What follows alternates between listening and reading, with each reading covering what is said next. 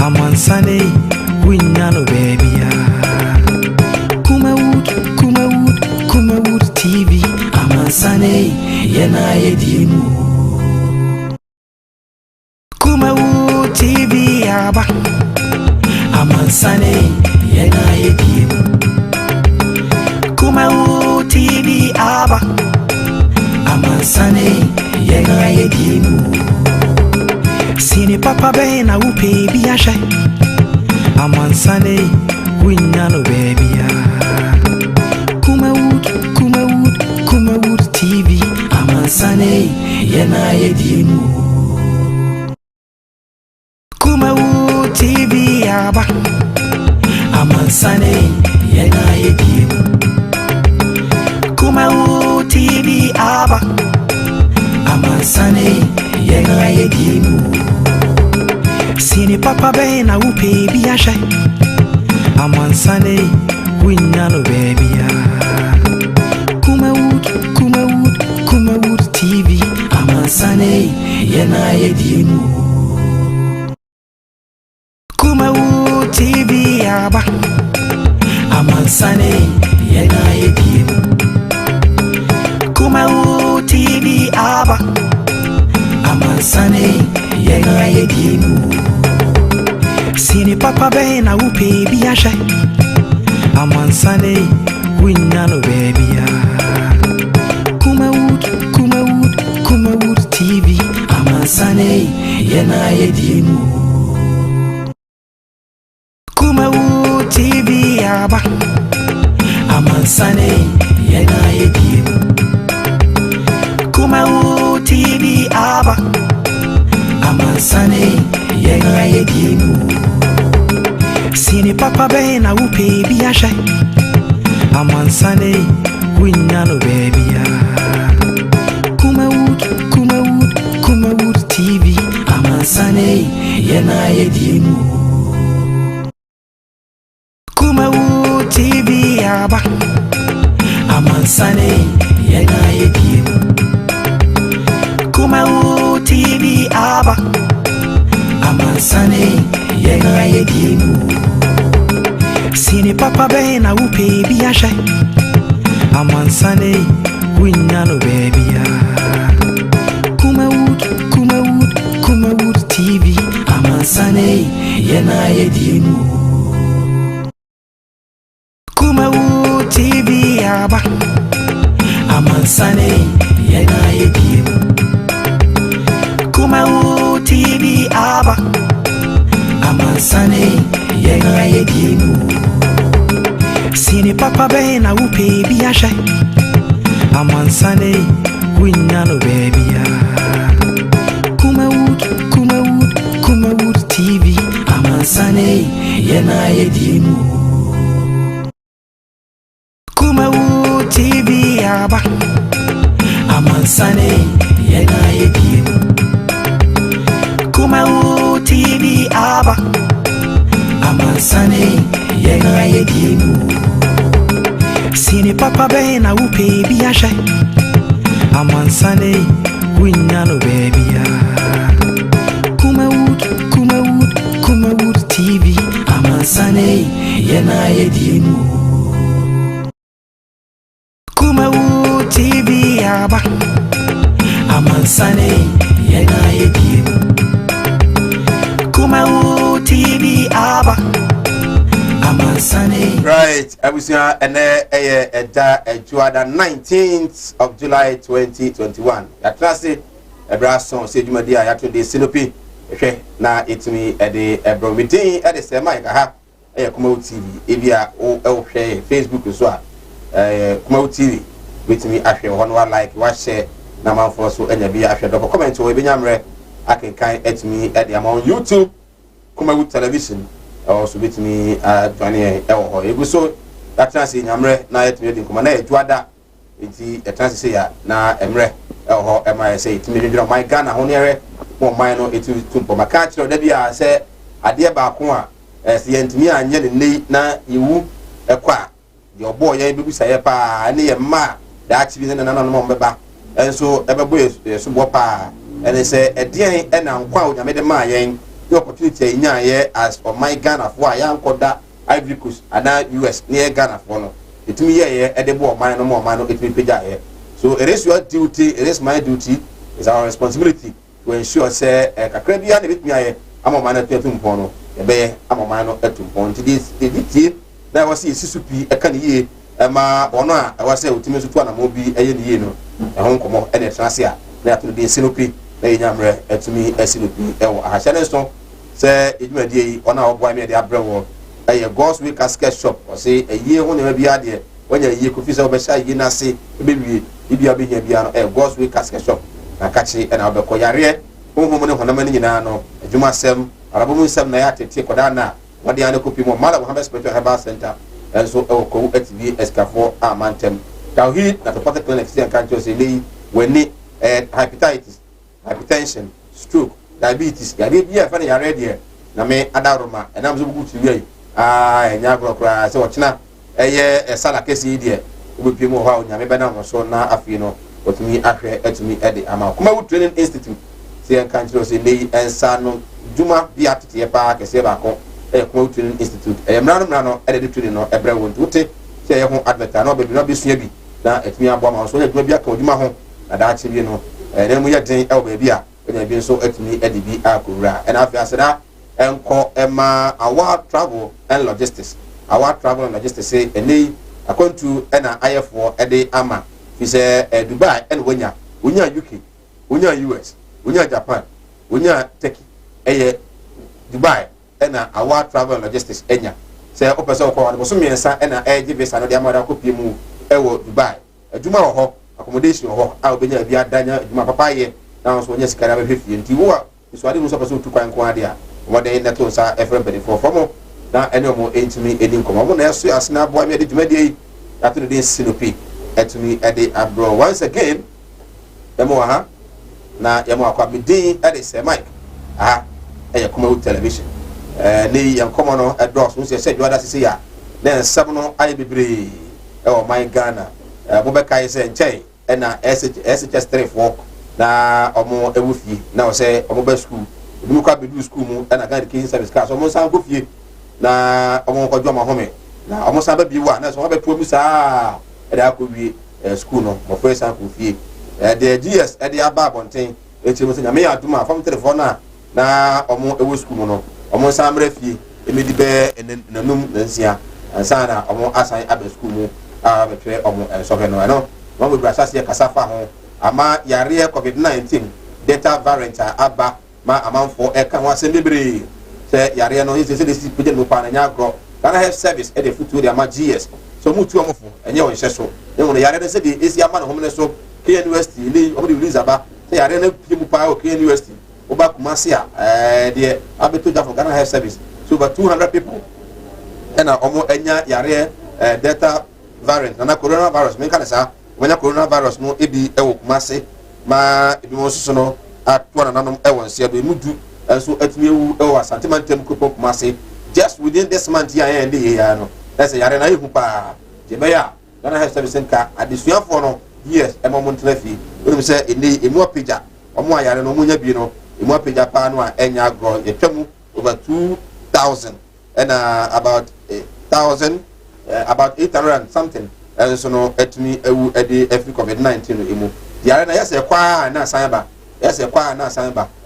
hwan na waso wohwe e ba se no na quickly na Ghana Health Service for Bonten they release aba press conference no mo tete omo ha ya bi no kwa meanwhile Ghana Health Service ya we say yare na nkoi but the daily another weekly brief you know e do bi no mo jai kra yes ye kwa ye ko fan sam de ba kwa ye mo hwe eso do bi no mo jai kra omo nye biu e say ya e san ba wo furo biu no ma san ahia mu me wo any Ghana benefo nyina no idifo e wo the way I fight COVID-19 no e ho bare an hwe ya in South Africa enya gro kra ho e hwe e no e jinsemu so be ha ye pa minister na wakoto aduru e de aba Russia na duru be se kunya bi ba na ye ne ntamgyinafo third party e wokodi ho ano na ya mfa nkofa ban na nkasa wo ho no ntem na aduru na wo se nya no ba ko bi $10 e kopi mu $19 no ensem no akopie mu e wo parliament a committee speaker te ye no omo aye ensem no emu ehwemu guso omo to ano na Thursday minister ko na so akọ na ɛno ɛna owura adwamamanu ɛka sɛ in fact we deɛ na asɛm ne ba yɛ sɛ NPP fo bi si kan yɛ so ɛkɔ parliament ne ade no ɔsɛ daabi ɔgye tum paa sɛ adeɛ no ankɔ parliament odi fɔ paa ɔgye tum ɛpa parliamentarians na kyɛw paa sɛ na ɔsɛ nkɔde ba na nkɔmɔ gye tum ansa nanso no kɔyɛ ahopepare fi sɛ yare na ba wosuro si ɛnya bi ntɛm na ha adwen enti ɛna ɛma no ɛde ahopepare kɔgye tum mu a ɛma akɔwie deɛ aduru nti na ɔmo ɛmfa ɛnkyɛ no bi nya deɛ a ebesi ɛwɔ the ministry hɔ no edu ebi nyamrɛ na yɛtumi adi ɛhɔ no nkɔmɔ ɔmo a ɛhyɛ aseɛ no ɔmo kasa defend the minister no they actually get the briefing from the minister and answer no party bent no bia no said sɛ nya kora no a bɛka ne minister anu abɛtuna no to sɛ wa nya approval from parliament no fan channel what will be the statement I be free those quarters no asan ababi bi nyamrɛ na yɛdi nkɔmɔ ɛwɔ hɔ if you are cabinet retreat ɛkɔ so over the weekend na mmiɛnsa ɛna cabinet ɛde yɛ retreat no na deɛ mkɔhɛ yɛ paa no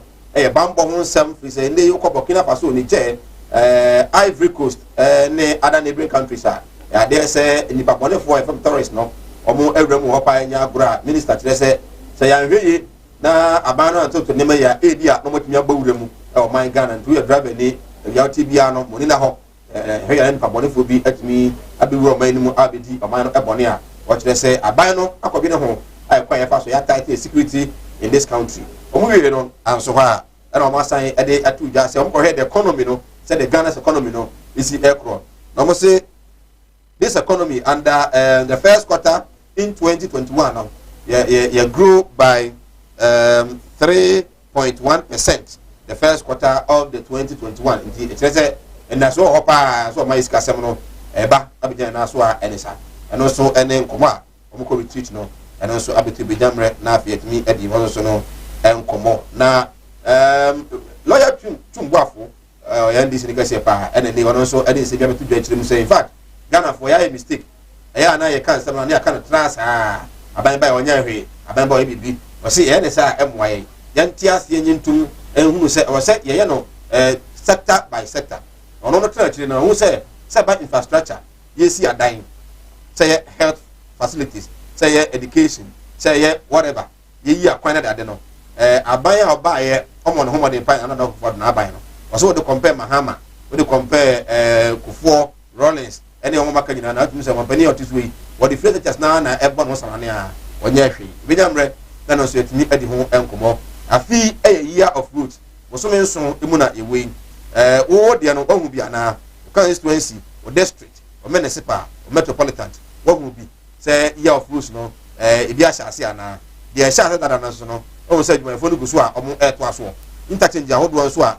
mpanimfoɔ bɔɔ soɔ last year so ɔmo bɛyɛ nso no within Ashanti region where I work so much and then I work daily how deɛ ɔmo nya ɛnhyɛ ase but mo takoradi no takoradi foɔ mo so mo interchange no akosi sɛ let's understand what is going on in takoradi when it comes to the interchange a ɔmo mpanin kaa sɛ ɔbɛyɛ na last year before elections kate son ɛwɔ takoradi ɛno nso ho nkɔmɔ ɛwɔ ha ebenyamrɛ na afei nso no yɛtumi adi na kɔkɔbɔ ɛna Samia Okuo nso ɛde ama NPP awon yekuo no ɔmo pɛ positions sɛ opɛ secretary opɛ chairmanship opɛ regional organizer constituency organizer opɛ national organizer Samia Okuo sɛ deɛ mo yɛ na ɛtan wɔsɛ ɛyi ase o bo sɛ ɛyi ase paa na t-shirt na ɔkɔbɔ nsa 500 million na manfo de nati ne ɛma ne fans chairman ade no nso no party ne nya mientum ai na mo yɛ saa nti ɛyie no a mo de ayɛ campaign a mo campaign no Samia Okuo national organizer for the NPP say you can NPP for no say sadia no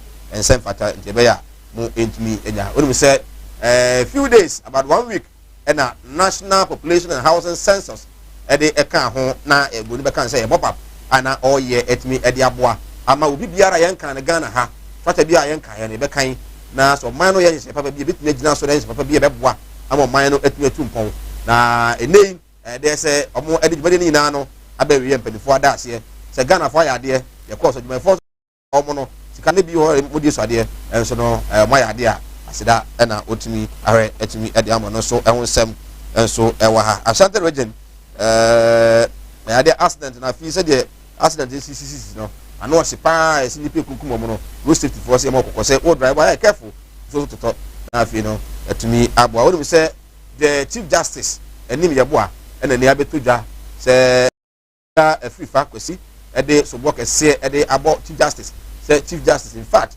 akɔgye adamudeɛ ɔgye ahoɔ ɛfa no sɛ ɔnyɛ adwuma bi ma no na chief justice afa akyire sɛ yɛnyi ɔno no fifa no mfiri ɔno mfa mpa ɔmmara no adade na chief justice ɛgye $5 million nsɛm no ayɛ sɛ bebree ama ɛnɛ adeɛ sɛ lawyer no CID fato sɛ afɛ no a ɔmo egu so a ɔmo so tona no yɛbɛtena ha yi ɔmo gu so tona no ɛhwɛ sɛ information wɔ no ɛne sɛn but then some lawyers ɛne NDC fo bɛka sɛ chief justice antrɛkyiri paa deɛ a ɔda so ti so deɛ a nsɛm no ɛnkɔ nkusi aga ho nsɛm ɛwɔ ha nsɛm no deɛ dɔɔso but then yɛnhwɛ na yɛmfa nsia na media review budget ɔmo nsɛm baa na ɔsɛ nka ɛba ɛdeɛ na esie mo a mode social media mode nam sɛ ɔmampani abɔ MDCs din ma yɛhunahuna ɔna wobɔ zuke manfo hunahuna pa wɔ lɛmbɛlɛ ɔmo si na wo na yɛmfo amma ɛne deda aba na de ɔmampani nyafa list ne bae na mokyerɛ sɛ ɛba na ɔsa de wa na ɛba ɔde bɛba so wabɔ adwuma nyɛ sa bɛteɛ saa nso ne nsuta kwaman ɔnso wabɔ adwuma paa ɛnya agorɔ kumawu so wabɔ adwuma paa ɔmampani sa de maba nkɛsɛ fata na miami ni ɔsɛ sibi deɛ sɛ mɛka kyerɛ ne sɛ kɔntrankyɛn a yɛaseda ɛma wɔ yɛbɛdi nkɔmmɔ yɛgu so nso a yɛdi nkɔmmɔ adwenkyerɛ no fabra na yɛnya mmerɛ ɛnkenkan ɛmfa ɛma na mmom ma menka wei sɛ mo a mo health sectors a moyɛ adwuma momfa ne sɛ ɛyɛ adwuma atwa maka bosom yi ho baabi a mowɔ no yɛmfa nkyɛ mo ebi mo Kumasi South Hospital obi a mo di mpa obi a mo Kumasi South Hospital di mpa obi a obeka Kumasi South Hospital upon the ordeal I went through yesterday me dey back call na jobe 10 if you were 3 o'clock a.m.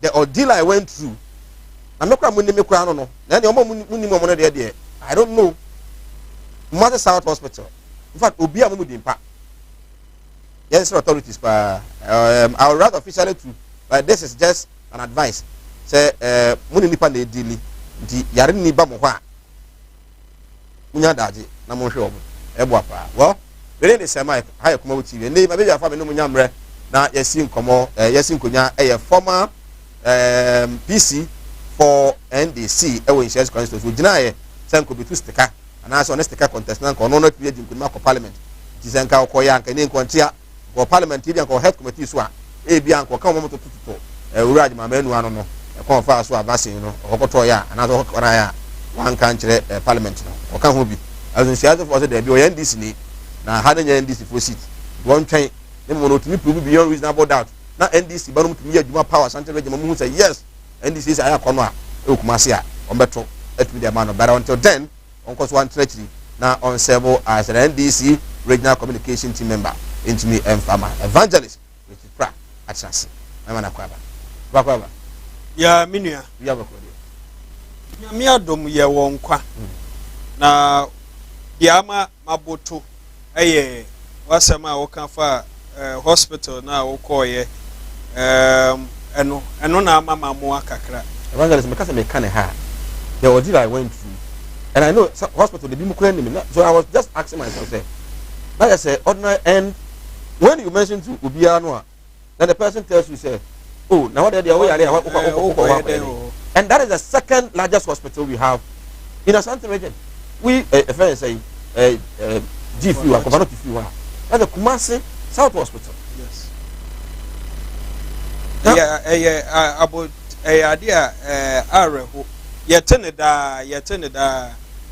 da ye experience da and at the end of the day you know what they could say is that adiasa you need to do to get para for your son akola ono no yare a bia de beto no nyame amo e beto no me mo para wo fi me na ba hospital they gave me only paracetamol from and then 10 a list of PM 10 PM wo ko free ho ahoma che 3 AM no ni nyina ye para I'm telling you ni nyina how ni nyina ya train no nyina go shit koto and I asked them say this night no if I koto they say they don't even care about I think it's nyame ehu ye nyina mo ye nyina ye Ghana for omo ye Ghana for se ba no aban dwuma the way I see ye no ye wo kasa bi aban dwuma ye twenase ye mfa nsoa ye didi ho insam pasa wona wo yire ho yi wanim ye adwuma ne ye obi be bi sa say ti adwuma no wo papa dia Ghana wo na wo be ye ni yi and ya keka we know yenye ni nyina ne emfa nko soa na nado dankwa ekufu ado na nado nko ade na obeye no you see yeah understand your point health sector no emfa nko soa bibia ye politician bibia ye politician malaria say okotesa koda na nya malaria na so nya malaria it took me more than 1 hour 30 minutes say malaria ya dia wakoda na say atwi moja no wona wo hu na simple sa and I was asking myself say any said normal daytime one nipa a good hospital on mobile lab ne dey me say ne obi a be free on enti ye nyina ye mfa ntu ye hofo ye nyina ye mfa ensesa wo hu nipa no de oye ansa what treat ni yie won say ye was asuban no okoye na wa bot tie wa she suit ne tie white na eyi busu a wonim say nka treatment ne be different because per we suit a wa she white na e bia wo ye lawyer ni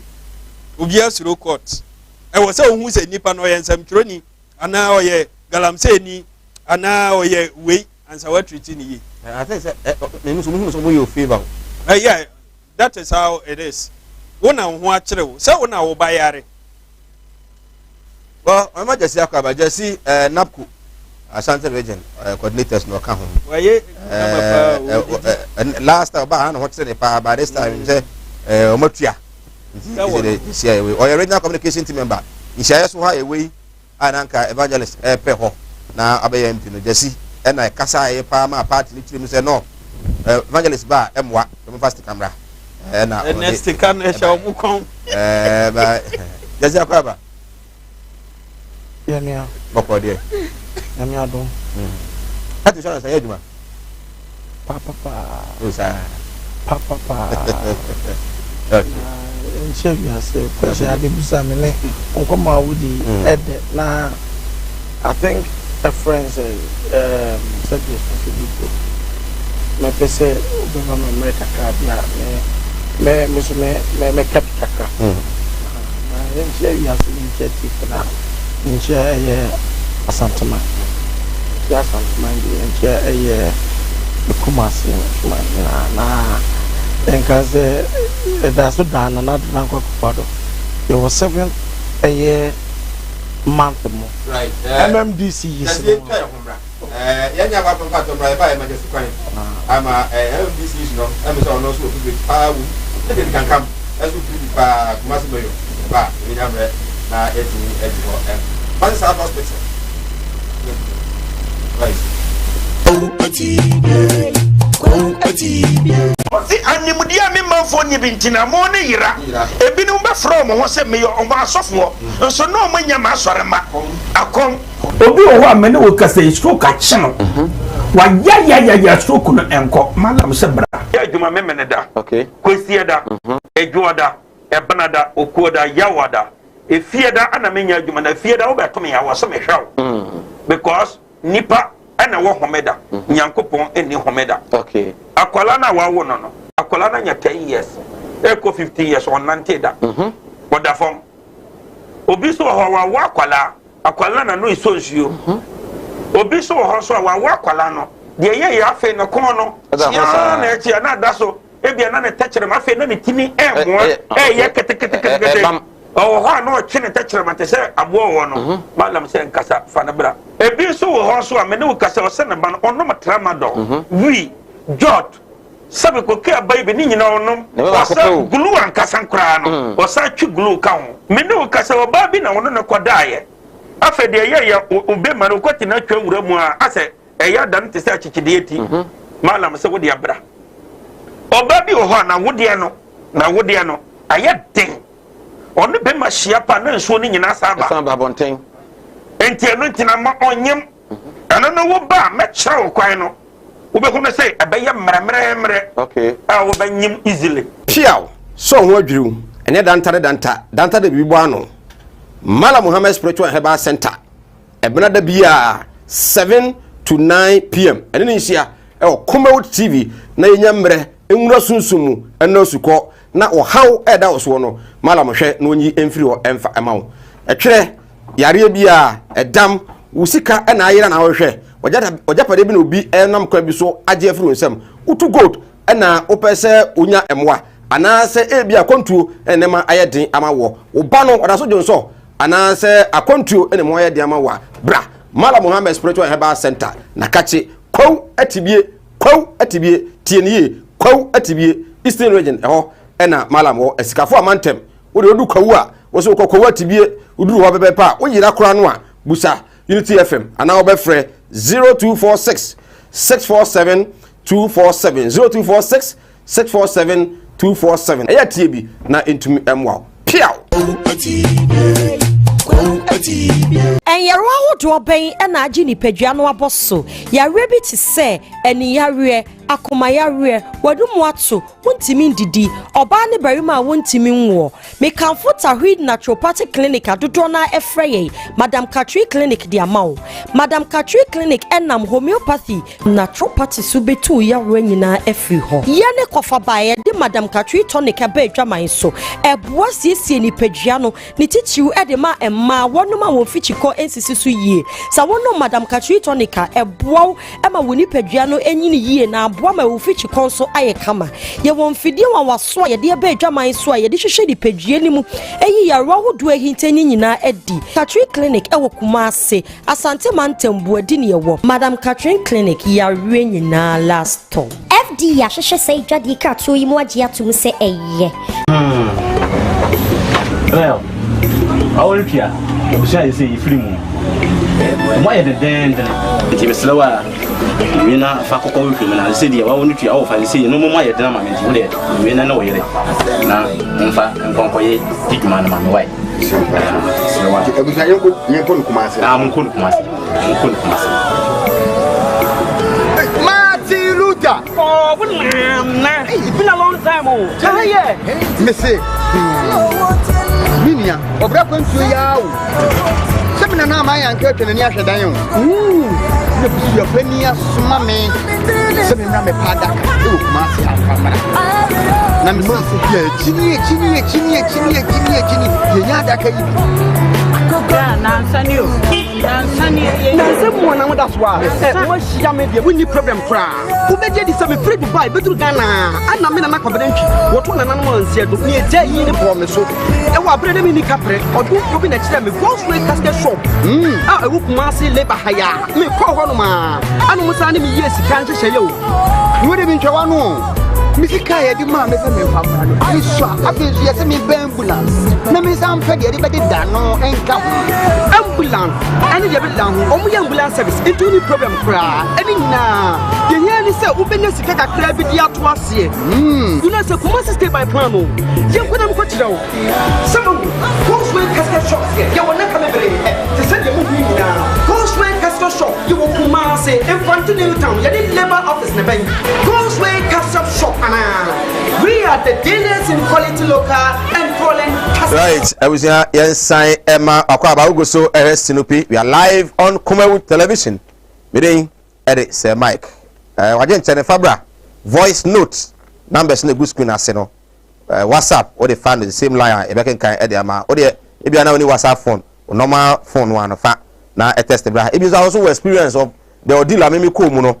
If you are now so hospital be, health center be, am I to Kwamboni be so another one said they didn't take your health no say concern no. I'm find concern send message in the bra. Na intimi enhu de ekoso across the country. Say insurance near Juma. Okay, all right.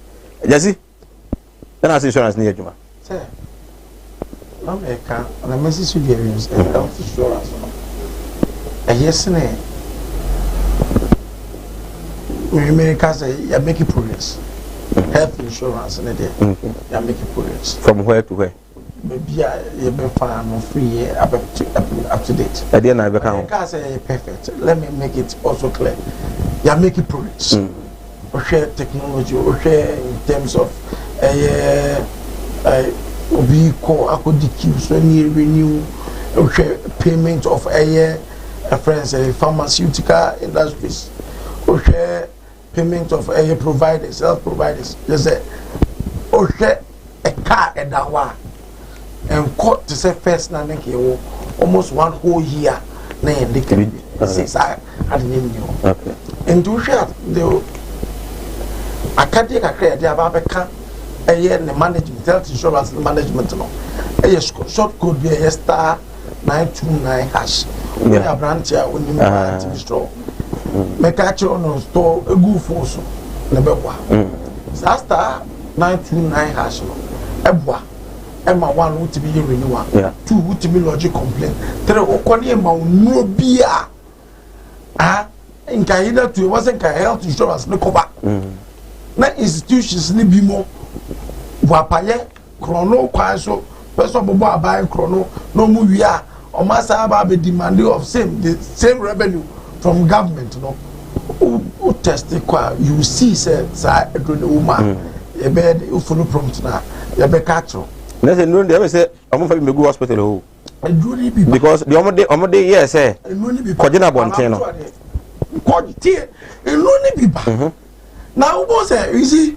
na say okay ya na this lekma and Accra and our district hospital when you report that I'm going to say under investigative journalism no hidden camera and no the coin no the coin no the omuku say some of the drugs now covered by health insurance and some of the tests they are covered by health insurance by chicken worker one list anymore ubo won say oma edia ashe obi say within the same lab no mo say jiska within the same lab no mo jiska no mo ria oma sa tro de akwa making request enti omo frɛ PRO and assistant director be for Ghana Health Service or you know say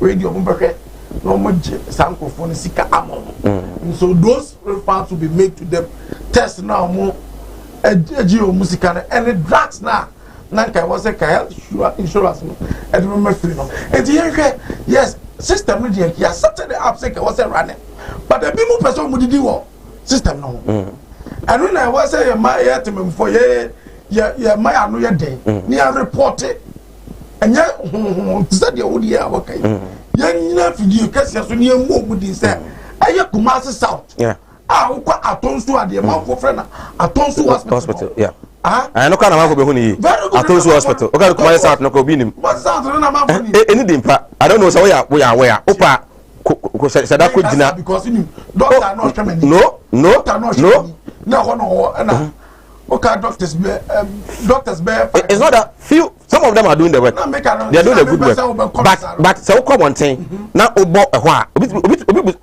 I've spoken to about 5 people omi na busa say na what they no kokoye dey you get the point almost ATM virus what they no kokoye dey then they themselves will direct you to hospitals and health centers around omo dwene say omo no yes omo issue any choice omo no say omo services no and state it boils down to service rendering no kwaya nipa na ono akodi ntete say ono no ba no be provide health service amatemamfo oba because of nebusu asem bi owo because of a fisem kakra bi owo now because of ono an issue bi owo now be kono omnum nanim na onti nanim ma now all feature phone instead of being conscious at a lab test now all running no say the bit me wie ntem and you know what I know they say omo shadow omo friends say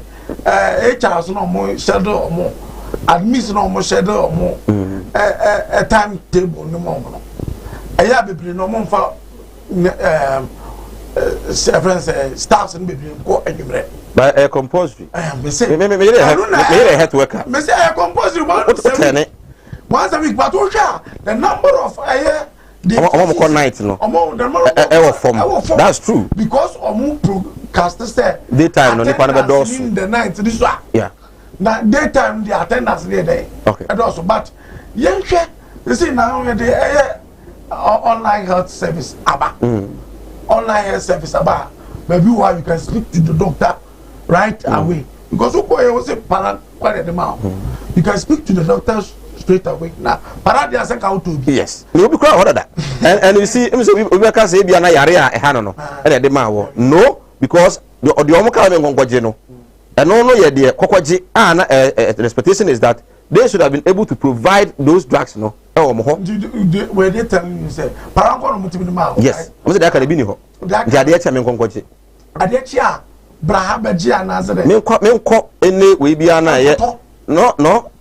The me wona makoto ho ana de omo no e de ma me through health insurance me nkonkonko ji njalo pare anyumre de wunya yes but the just ade chance you see that is where I'm talking about se nipa bi wo ho obeya adwuma ana dwena na be onko je hospital who ko je accredited health insurance health center so far as doctor asha already okwa. Good. But why are they not having those basic drugs, no? You see? A hospital like that. You see? Maybe there can be problem there. Omu but omu director now kona nkotwa. Nani na kona health insurance no be pass. Maybe no ma obasote supply. Maybe no ma supply. No is on demand. So if you don't know, the most common disease at a report a certain station. Okay. And a cohort they supply a venom supply. Right. To say I can't friend said farming communities because only because but because attack man for they be and the zip.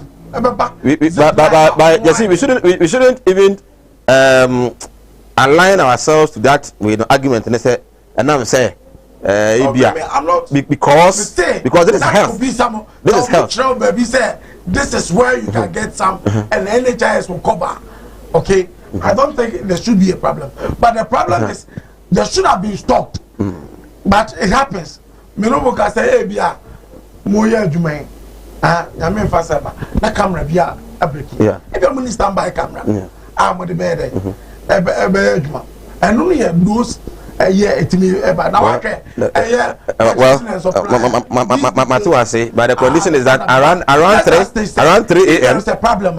If there's a problem, the health officials and the health supervisors, the health administrators should sit up. Okay. And actually give this the proper service. Now you can come by mayor. I don't have just a minute. Say you're the 7th month. MMDC is Niyomo. When you be Niyomo. And so is the president so knows who say yeah, feel say on never be and MMDC is not attended to it. Okay. Expenditure say was a cost of form no. It is not going because we are no best side. Okay. You might say and I am go my friend chief director. Community director now on forces anina. No concern any person or saya. Of course, the only person I was trying to say the friends ABC pay BSC pay housing housing segment house there. Not chief director concern me go use secretary there. Let's have the MMDC at work. Yeah, can only stress and another go for about KMM now. Let's say honorable Kennedy can come. Okay. Aspirants Unite for me MPP aspirants. Anymore. President. So what's that about modern my campaign I'll call you now? Would you was I competent? Okay. He's John Famano. Yes, I'm Famano. Okay. All right. Menasi. Evangelist. Senior. Get where be on this issue. Jesse. And the topic yes. Sometimes it's good. Sure. Because this is a human waste issue. Affect ye come once a me will be enamu obi. Into I was say ye come once na usual of Nana Jesse or the Namsa so defend workers no so defend why you so can they say you but I will understand him. Power no ewo munsem. Into yana nyansem bi say na nka omo be pese omo be kan but normal na emko yie na ama kasa na yetenten. Ekoba no MMDCs ne ade na dodo na e kasa o ma panyini a che But trust me. Nana. Maybe say for 20 minutes. I was Nana Daruma. Otachi on MDC. No, Otachi on that. Ena me so we can cry the source of her. Mintio. Nana. Martin, I question a papa you bisa evangelist check and I will be watching woman me so menka what admit say check na admit say action no evangelist what admit say action no so na say it's an admission say you may be also cost ntimi nkoso because MDC is not anyhow the name is slow if your man no say mo ya den say na na pa me metumi asore me wa adwuma ye evangelist for na ya adwuma ye no I'm sorry oh no then no kind I'm sorry then no kind then I will kind because I think then I will kind okay evangelist this is a national platform you betumi aka send bi wa akire wo eye me no but say me jai ma wo di tumu a don't do that okay we have accepted evangelist good Treto Obika na de menim ne say aban no yes Treto no yes Treto yes please I have viewers sir this is my show so let's respect my viewers even if it's 30 seconds because you want us to have a fruitful discussion good okay let's not temper fly anywhere please cool should come and cool should settle sure Reverend Obetiame now, so I shouldn't be behaving what you are behaving now. Okay, Mr. Metimeti now, so okay. Any question? A corner, sir. Say a corner maybe I won't pay. The American say, I say no. If I say you be discussing certain topics, what you said there. On my aquaban sem, I carry Kenya they make you progress. And I may make sense. Say you touch on MDCs. Many not say on that. Evangelist to us me. Kasa tenti we were in top onko. Na minim say Nanado ono the past 4 years ono anetena akonya no so. Ena pe easy. Say Nanado na wini ntinka wa wo to adwuma so de wunim wo MPP for wunim bi obi abetumi aye 7 months untumi krampo yi DCs ne omo eka ho and eba ne sa yan ya ye wo form no yan ne ye bre nti se bia sokoban kwai bia tutu a enye main way bi nanka KMA behwe director ne ade unko solve that problem na ne KMA ni obia director nso sani anana kan ontumi fa ne pe enko sign contract enti eba ne say ye wo form ne ye bre okay enti still I be ko so aka say onkeka no ho why do you think say as a chesa won say o habi o bia na let's be fair to the facts for the first time who said there has been some contest we hear process of the fire mu and usual first one is no here when you apply yes, it goes through vetting first and one not good but this time I check bet to me I say processes na no omonamu is it that they have a lot of men are selecting the best out of the best, you know? Do you also see it in that way? Say be ana say in that way na ya say we footballer, we coach. Now players are very good. Obiya good. And who you know, I don't know man na dey na do ana. Yes, Ekoba ne say if you are selected world best 11 and now you 20 you have a coach now we say world best 20 near the amount inti near obebo no aye the amount coach no problem I will say who say at any given time we that time you bet to me aye who say player be or yeah the never last minute about 20 minutes to full time ni nyina come but yes e bia or te bench no wasa good enti Sanya Yebeka na omunkeka omuhu na yen na ye wo form ne yebre. Okay.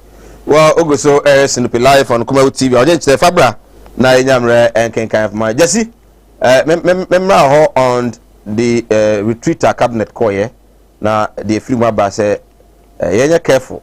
Amanfo bi nya bone ebedi ombedi because comparing Ivory Coast the terrorist attack akoho Burkina Faso, Niger, any other neighboring countries. I say we must all be alert say otika mu we driver ni we adwumani woko ba bi fee out here landlord nyina no you're very careful. And then the minister ended up saying say economy no grew by 3.1% in the first quarter of this year. Nti enema ahasia ekoyi. Nti yo.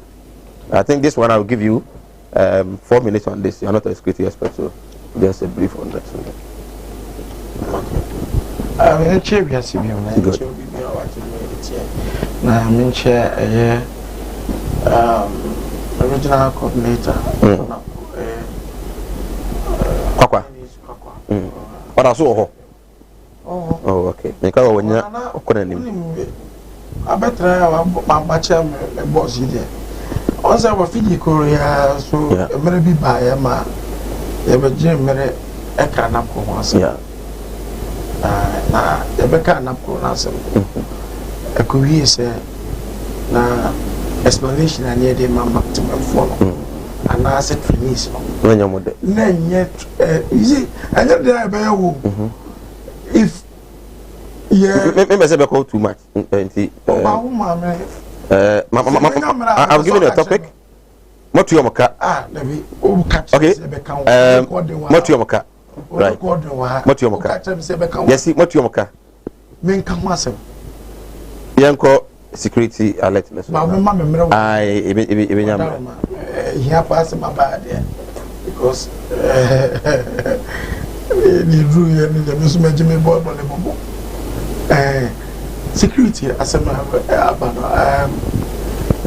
for cabinet to come out with such warning and I say caution. Yeah, it is something I mean. You should say it is coming from a concrete or well established, sources, and yet Muslim cat big. If you are saying say our borders are almost porous and there is the likelihood say you are terrorist attack be betting free or my biswaba we should stay cautious. I was said me to the government. What I want to say to the government, this is the time I was patrolling around the borderlines. Okay. I was here intensifying. Say boundaries.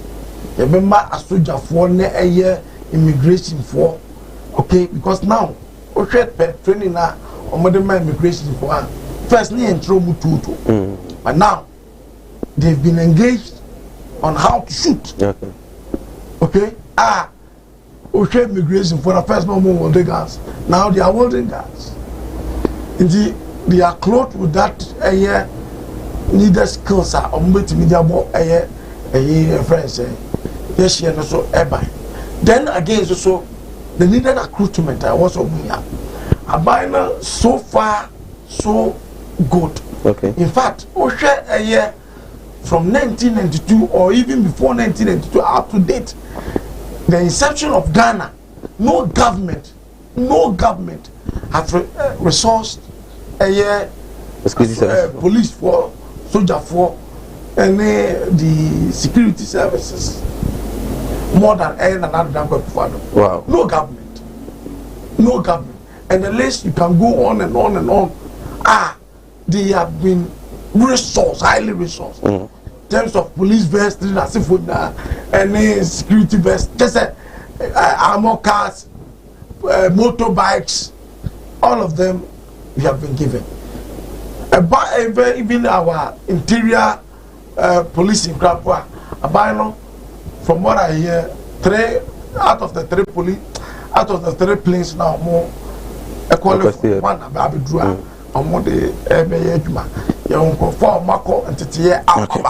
The about recruitment of personnel so say unmatched recruitment of air police, recruitment of air friends and military, recruitment of air immigration. I'm known. Known. I'm for a the government has given clearance. Our publication back out. Yeah. na omaye friends mass recruitment to me obi or qualify biano ti obi or qualify biano every qualified trainee friends citizen here no omo shortlisted no you be called to me I must say that is the first time one and mobile by moi in terms of recruiting the security services now me who say my in the public go online 2017 okay 2017 and no old ones be omo go back and almost recall 2017 yeah by 2017 I started recruitment yeah mass recruitment okay it was oversubscribed okay out of yes out of nipa base 500 and no more penal nipa base close to 87,000 I applied for immigration. So government in this sense and also concerning to the fact that not time and hardship war mrena na wo na hardship war into abani and I've been say enya dia obema my reapplication give omo application no omo apply for 87,000 I wanna no omo shortlisting into wa omo qualify no yeah from into no mo really ya for omo ton no the forms was so me can say you be fa obi no you ton ana you ton obi bi obo bi on one and then security personnel na say the pakra wadi nanim na sem and it is illegal ya ma bratia slot ni we say bia we constituency organizer na ya ma one slot ebi ni we say ebi ni we say me that's right in terms of security but a foot to grab emi na ho and da home and na je na ye wo borders no we share TV3 for na say join news for publication me na immigration officers be in they aid in those people no do you know I have been no. On several occasions my colleague border 5 Ghana cedi no 5 Ghana cedi more than be 1,000 Ghana within 2 hours not a day. You pass us you don't know the caliber of persons why example then those porous roots no those porous roots no so if said this publication about now said this warning about more border line I'm certain say they've received their punishment right me that say they are serving abusia ye din come for agent cerebra na enyamre enkenkan a voice note I be in less than 1 minute mananye tia the fabra messages so WhatsApp abana enkenkan mo evangelist senior minti we a caution cabinet aban no e de magana fo nyina say yemeni na ho na nipa bonifo bi a o ma ba neighboring countries no omunya ya mo fe ho nche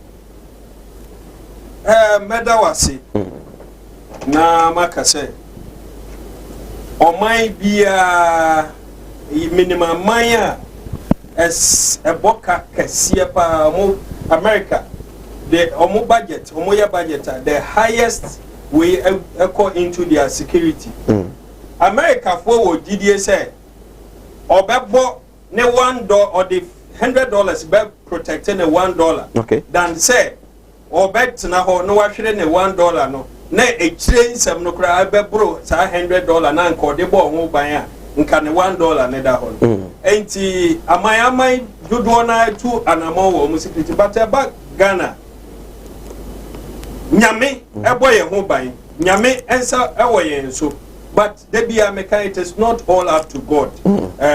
We as a people we also have a part to play yanso ye wo ne e wo se ye na menua Jessica Samu or say nanado aban no a resource the security agency in Ghana e chen aban bia wa kana trasa wa fa figures bia ma I can challenge him said your can he is being untruthful and ya no correct until say Obeka say Mahama time say about recruitment from 2012 to 2016 Mahama say about police of a nipa 500 soldier of a nipa 300 of a way but nanado buy no about police and wafa way Orlando on the issue with Clarence Ahaba. Do you also have that figure? Those figures for Mahama?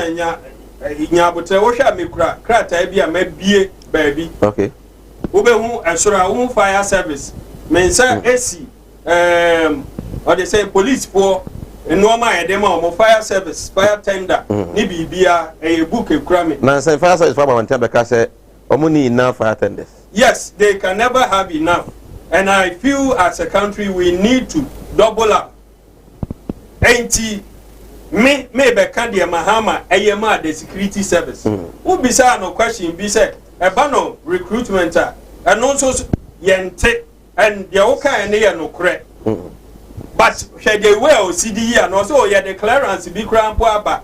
And no clearance e ba ye na ye say 11,840 and no mania clearance. That is for 2021. Now no police Jodo ebefa 5,000. The akano ye becheche national security sa etutrafo ni nyina de ensu wom. Eno ntino se wunua ebeka kire yen se bano recruitment they have been open with it. Menua yatena o platform yi so baby the last time kra me kan dance die wo ho mi minimo bia owe ekire heya or apply fee send your Jessica said omo e call first one no na ye for omo nkaka nkanti who qualify o ani afro o can enum pay or apply fee onya call keke sia e wo ahase member baby chronic and no call ye de na co training ya man uniform today as we speak o ye police ni.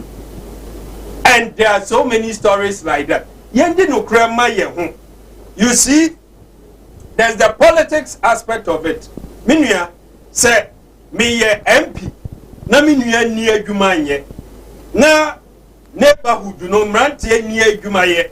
No opportunity be ba. Enu nti ne ye to abama me. I'll fall on them. But there must be fairness, a process. I was a nipa ne form. Even though e bia utrimu no unim passes a mic no afano, but what BM Jesse rich, young in Ayafam. At the end of the day, you're picking a mic. To me, make us say be a man qualified, but you are fair to me. Okay. But it's not so with MPP. Yabo Muja, and then for the first time in after 4 years, almost a mark clearance, you have a funny pani idea. I will throw this challenge to them. You funny pani we are, there must be the testimony. Ni na be wie nso obi beka se de de ba ye na numu na menya adwuma ye wo be hwe nipa onye MPP ni oye NDC ana CPP ana wunim ne political but on merit na nsaka what you say se bano yaka security it covers immigration, fire, police, military, navy, air force. Mahama ye normal baby. And ye you who craft phone craft, you can Google. Mamenka will say new fire tenders for Ghana Fire Service. And ye pictures and I'm you'll be okay.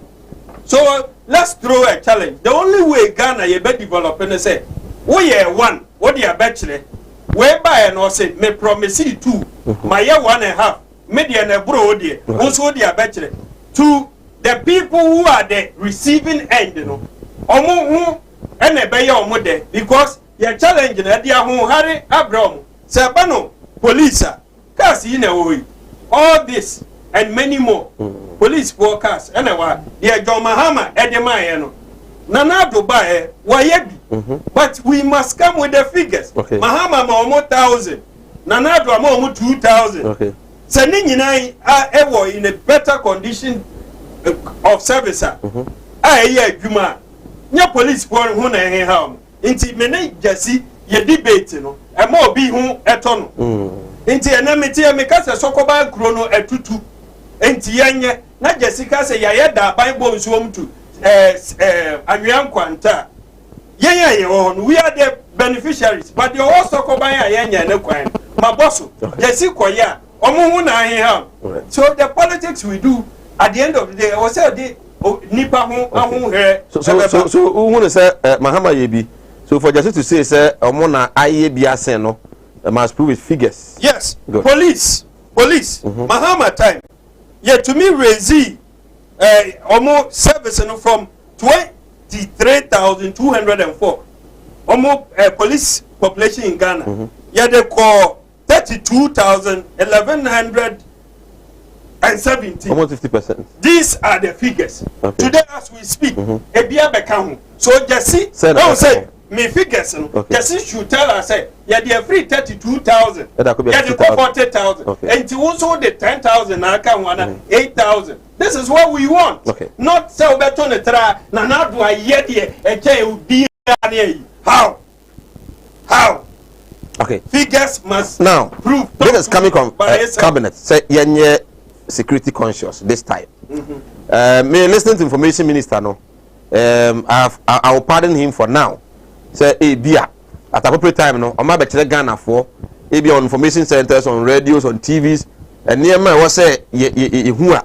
And I say itimi say because if you say yenye security conscious guy the okakwa no want here.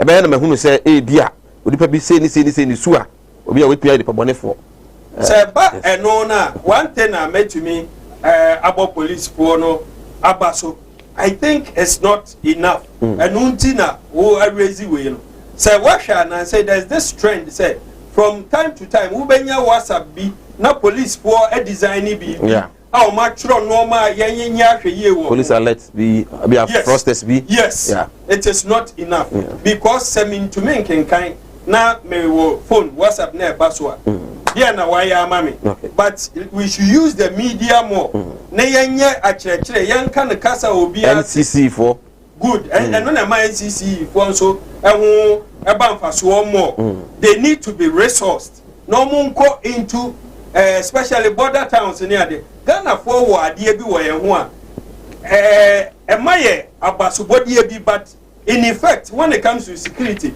enya good almost say we are very hospitable yeah there ye pa ho Ghana for pa ho but most of the time omo ebedi ye bone edi oman bone fan no e ho no mo be say ye ma no ne ade enti say da bia ye de pa ho ye na obi bebisa say Mike ho asem unimu no na waka na history nyina de akire nipa you don't know the nipa ne de be ye no ye kire ye ma direction easy abrochire ntisa okay abrochire ntisa untumi ko bisa nipa ho asem na obi anka na simple sir but Ghana ha no yenhwe ahweyi na ye borders na saying report ye hu videos documentary to show that is one thing I like about the media today you bring pictures we see omo e di omo akofu border omo je 5 CDs no mo empo kire ba bi afa na ahogo wuru omo 5 CDs evangelist nya 5 kwa ho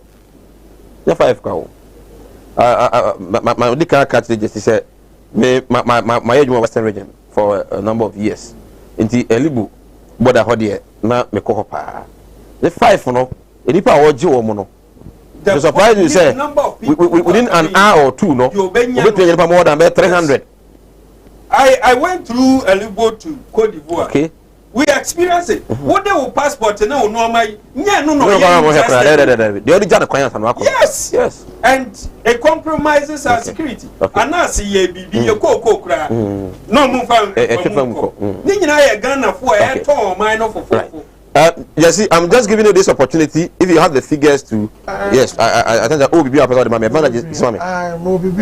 if you have the figures, that's the only one I'm giving the opportunity. Yes, sir. You have the figures too.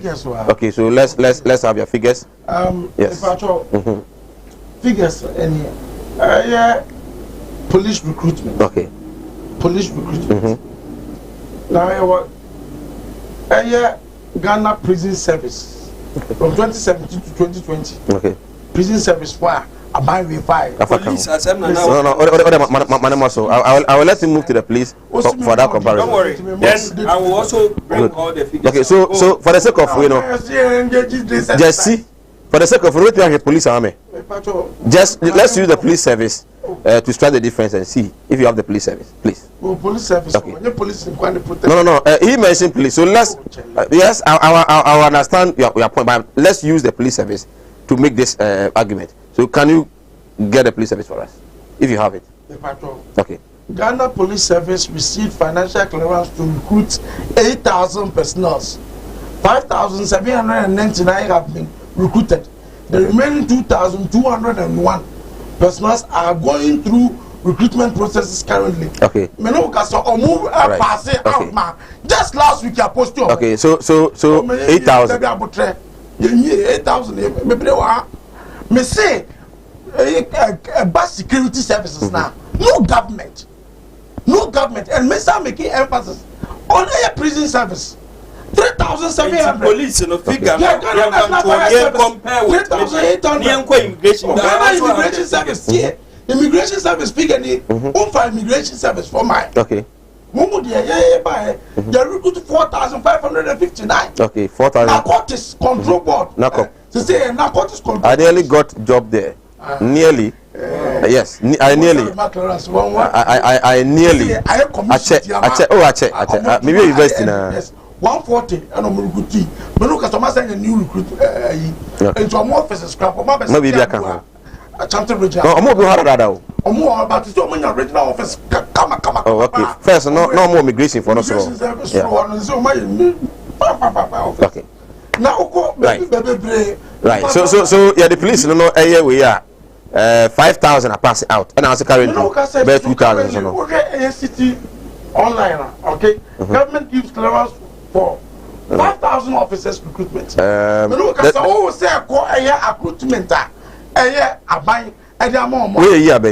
We are friends and 2021. Okay, so government gives clearance. We are looking at what government has been able to do. 8,000. Right. I was Ugo so Sinopi. This is where a lot of people feel uncomfortable when they appear on this show. In Yamre interrogative to get a quality response from the panelists. You try home any about phone crack to Amraiba. To us. But who the other day, animudia me manfo ni bintina mo ne yira ebinum be from ho se me o ma asofo nso no manya ma asorema akom obi o ho amene wo kasa isko ka chino wa ya stroke no enko malam se bra ya djuma me mene da okay kwesi da ejuoda ebanada okuoda yawada efieda ana menya djuma na fieda wo beto me ya wo so me hwaw because nipa ana wo homeda nyankopon eni homeda okay akwala na wawo no akwala na nya 10 years eko 15 years on nanteda wada fom obi so ho wawo akwala na no isonsuo obi so ho so wawo akwala no de ye ya afi no kon no ya na echi na daso ebia na ne techere ma afi na ne tini emo ye kete oh ha no chine techere ma te se abo wo no malam se nkasa fa na bra ebi so ho so amene wo kasa o se ne ba no ono matrama do wi jot sabe ko ke baby ni nyina onom wasa glue ankasa nkra no wasa twi glue ka ho mene wo kasa o ba bi na wono ne kodaye afa de ye obe ma no kwati na twa wura mu a ase eya dan te se achichide eti malam se wo de abra oba bi ho na wode no aye den onu be ma hia pa na nso ni nyina saba bonten enti eno ntina ma onyem ana no wo ba me chawo kwan no wo be kono say abeye mremremre okay wo ba nyim easily piaw so ho adwiru ene danta de bibo ano Mala Muhammad Spiritual Herbal Center ebena da bia 7 to 9 p.m. ene ni hia Kumawood TV na yenya mre enwura sunsumu eno suko na ohaw eda oso no mala mohwe na onyi emfiri ho emfa emawo etwere yare bia edam wusika na ayira na wohwe ojapade bi na obi enam kwa bi so age afiri nsem utu gold na opese onya emwa anase ebia kontuo enema ayedin amawo oba no odaso jonso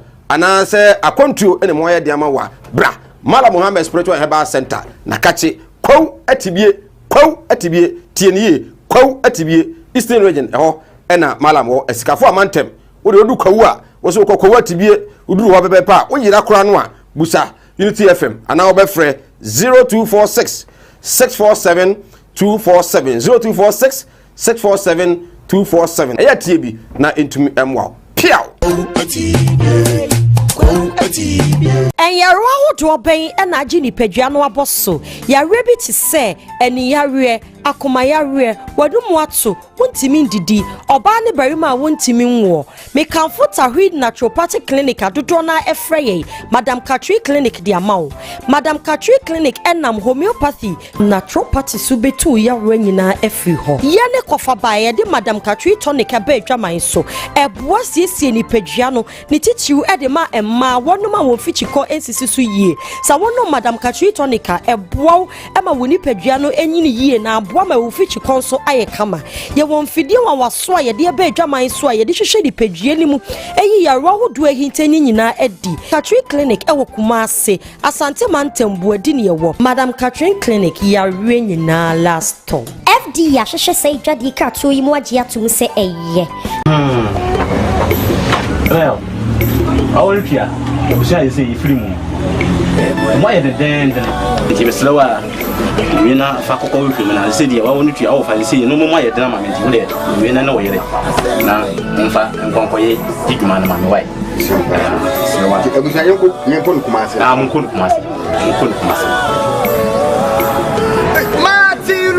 Oh, it's been a long time. Oh, yeah. Missy. Minia, or Brapon to Yao. Seven and my uncle and Yasha Dion. Your penny, mammy. Seven and a padak. Look, Marcia, camera. Ginny,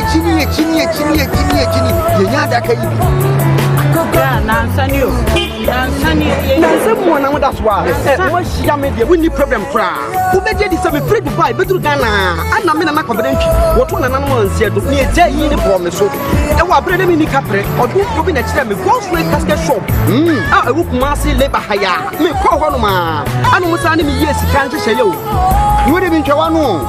Missy Kaya, the man is a member. I saw a business in ambulance. Name is Ampedi, everybody done and come. Ambulance, and the other down, only ambulance service, into the problem cry. And now, the year is a openness to take a crab with the outwas here. You know, so come on, stay by Plano. You couldn't put it out. Some Postman Castle shops here, you will not come every to send you moving now. Postman Castle shop, you will come and say, and Fontanel Town, you didn't labor office in the bank. Postman Castle shop. We are the dealers in quality local and foreign caskets.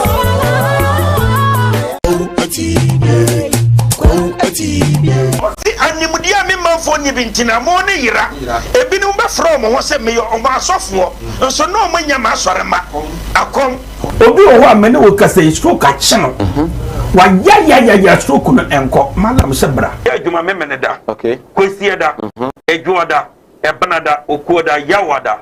Efieda ana menya adwuma na efieda wo betome ya wo so me hwaw because nipa ana wo homeda nyankopon eni homeda. Okay. Akwala na wa wo no akwala na nya 10 years eko 15 years on nanteda woda fom obi so ho wa akwala na no isonsuo obi so ho so wa akwala no de ye ya afi no kon no ya na echi na da so ebia na ne techere ma afi na ne tini enwo ye kete oh ha no chine techere ma te se abo wo no malam se nkasa fanabra ebi so ho so a me ne ukasa o se ne ba no ono matramado wi jot sabe ko ke abai ni nyina onom wasa glue ankasa nkra no wasa twi glue ka ho me ne ukasa o ba bi na wono ne kodaye afa de ye ube ma no kwati na twa wura mu a ase eya dan te se achikide eti malam se wodi abra oba bi ho na wodi no aye den I was in a say Emma Makwaba Uguso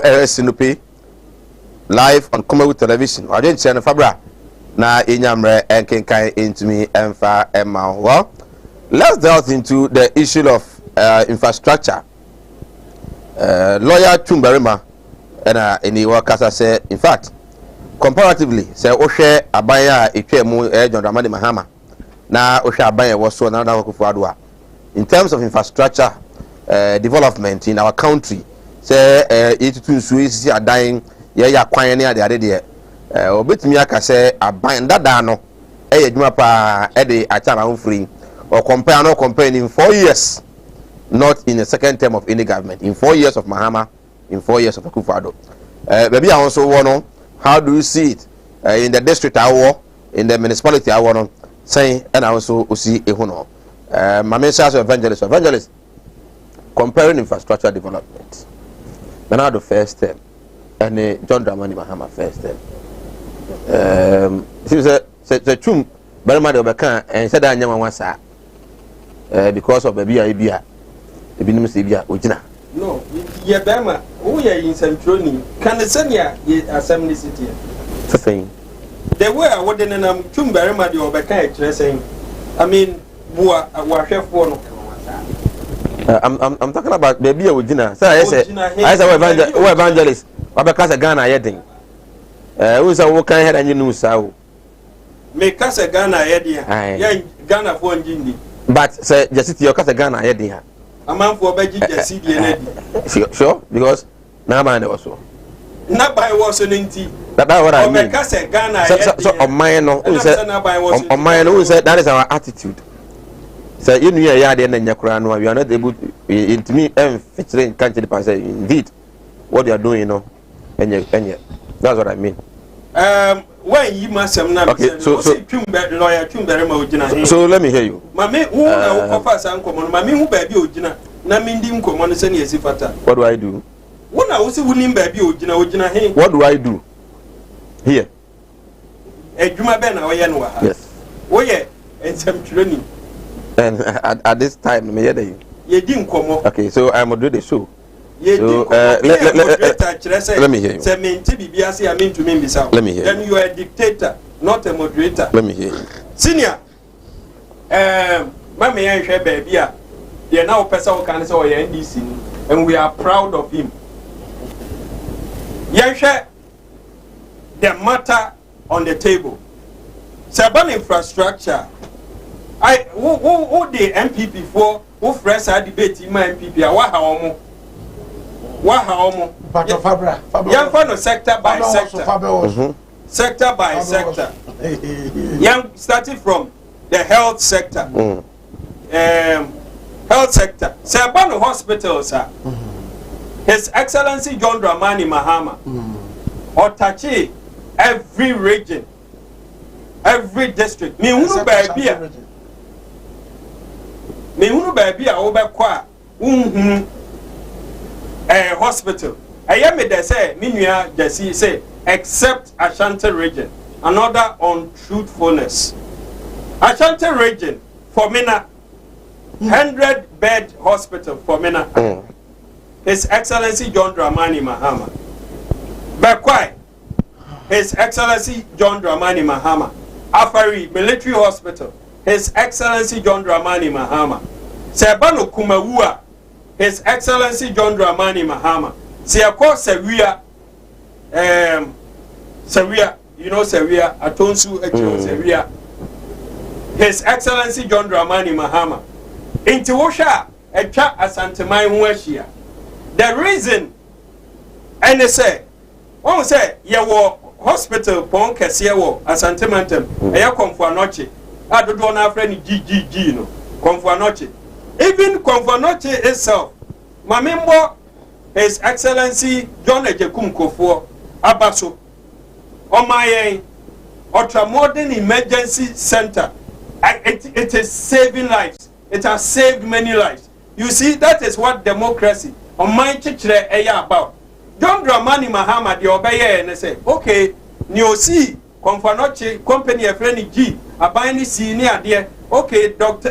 President Kofor the emergency abeka ho me so dey na metumi samre eye center ultra modern eye center enti emergency block ni a woto wani a wuramu a wonsa nifa so block bi nso si wo fefefe ho na Asanteman ani Ghana man won na free esuro nyina se wo ani hawa wo kwa yehwe won say omo ani mi nim se na me nhye we but enne because of me fie ni ade me hye we e ma me to make nkan sana brabote enti osisi hospital say twa ye hu hia na e wo say te Komfoanoche pressure no so enne ye ka say obi da form omo e kohwe ebi nya ba ebi nda no bed no na do ba e de na waye jesinya kwan a onka hospitals ananado esi on chair baby a war.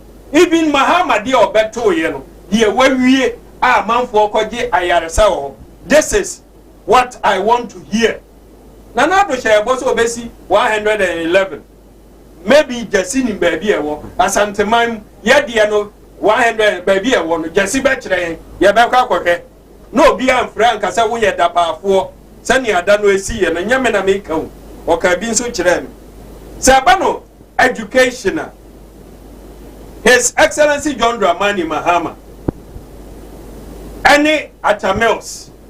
Omama 3 universities, 3. Metumiaka the whole voter region. There were Techiman. There were Eastern region. Eastern region. I don't know. What did drawing? Eastern region. What did drawing? Minya unim bibia minim buame. Buame na nkomo nkoso. What did drew fine? You tell us. One be some voter region. There be a drew here. One be some Techima there drew here. But Eastern region there no. When we secure the funding and planning ni bibia no. Ye ko secure site ni bibia na na do buy minim de ntia wo bisa or say baby edi kosi no. Omune nim omo ye free ho e de aba baby foforo. Is that not the truth? Nya no na opesa maker. Nya no na opesa maker. Inti Jasin sunya ho kwan a no wa kire Ghana for universities ananado with almost 300 billion and na ye ka ye de ne die wom over 200 billion. John Dramani Mahama with 54 billion. Etumi ma ye no ma me bubosu. Me ntumi kan nyina mrenti. Sabano secondary, Maria University meba second cycle, secondary. Mahama, so basi 200 secondary schools. As of the time of our now 123, there were various stages, out of which 50 na school for 50 no when the World Bank, IMF, say no, papa ye any swadia ye, umbe 25, Ghana free. Do you understand?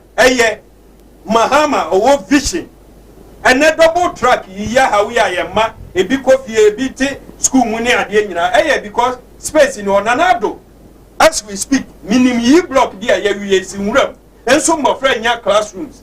This is how MPP nearby and Nanado Mubu Amino Sabano primary facilities in the Bebre cheap compounds Bebre see a security service no ano yenya first half no metumi ama kakra metumi akọ immigration figure by figures military what say Mahama akodi Ghana sika bi wakoto plane wakoti ntwoboni ade. He was the vice president then.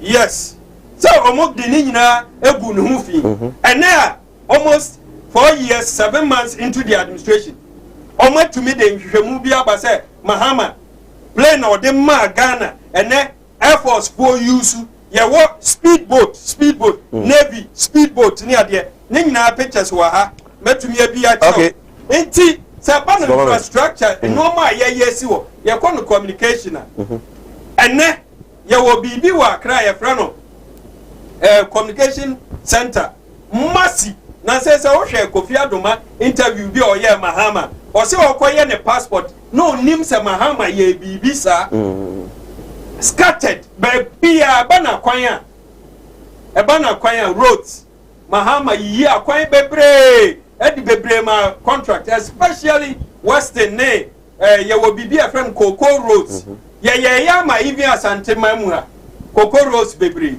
na na do ne na ban o se de Mahama de ne saka e bia krono die wo nti obi anyan na adwuma na onyan hwehwemu omo ye hwehwemu akosi se ene ya kwan na te sen na odi abeka ho aye den wa ye bi but the question is sen na odi abeka ho right Sabano energy sector all this is infrastructure ubenya wo mre wo medasi ubenya wo mre wo onu de what to say o twa me so ase wo pro medasi enti wo e bia mente Sir Mike, tell the NPP man that if he himself claims that the capacity of snake biting farmers is high, then he should tell his government to pay the cocoa farmers because nothing better that farmers have gotten from Nana Addo's government. Kapia Edife Jumako and Ode Abba. I say I don't think Okay. That's it. We say NPP is very, very poor in terms of infrastructure. Nanado have done nothing in this government. DM all the way. By General 1 from Wa and General 1 Difria or the Abba. Good evening, Sir Mike. I keep on enjoying your show. Let your panelists answer your questions and answer them well. If not, don't bring them again. Okay, Guzi. Well, Mama, who question chrono? Hello, Sir Mike. Okay. We say hello, Sir Mike. Good evening.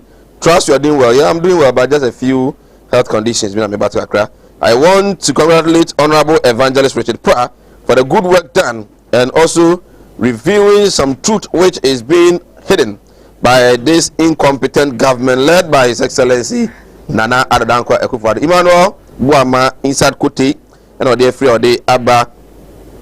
Sir Mike, good evening. Tell the NDC man to stop shouting. If they had done well, Ghanaians wouldn't have voted them out of government. The NDC will remain in opposition till 2036. Nana, yeah, that's say anyone is ready.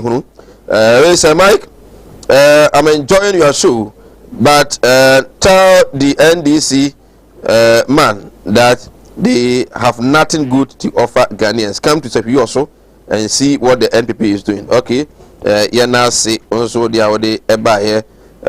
We say health insurance is not working. The only thing health insurance work with is when you see the doctor and the para they will give you. Apart from that, the rest you have to go and buy it yourself. Okay. Well, also the bra, Nanyam ranking kind emfa MA. You didn't come on infrastructure. I want to say you comparing NDC and NPP. You may achas yepa. I'm for debate on how. Nana me too. That's it. Now, about infrastructure, I say, can't want some a friend say, MPP, and your money, you know, Oko delivery dot.org. Yeah, .gh. Ubenya MPP. Ukrainian projects, fantastic projects from all spheres. Yeah, good training in there, good to the young printed, be to say. I'm from Bogana Foka. Some my idea pa and my idea pa. My idea pa. Maybe why I stopped in America. And the other can say, well, look as a good time. The best at free education. Maybe I have a completed my dear. Okay. Me and two share China lamination. Okay. And two share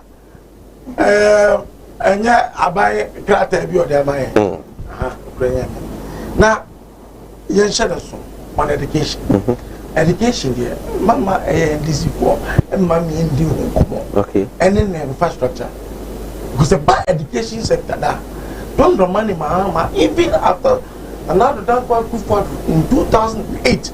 Emma kind of moon in any we are saying I started to discuss about free SHS. Not even say and got NDC for after making political capital out of it. A 2 foot through a good Ghana for any car at Rochester. Say, Sadie wait to me sit that.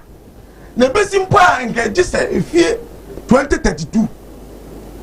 Another number for the Yakonia buy no. Manoka say, implement. You buy okay, you could take 1.5 million.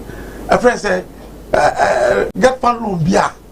You take a musical picture in the donor. I hear infrastructure way. And you call me no because I school. I want Ghana and you know more. Ah, but my go be a friend say in Krakwa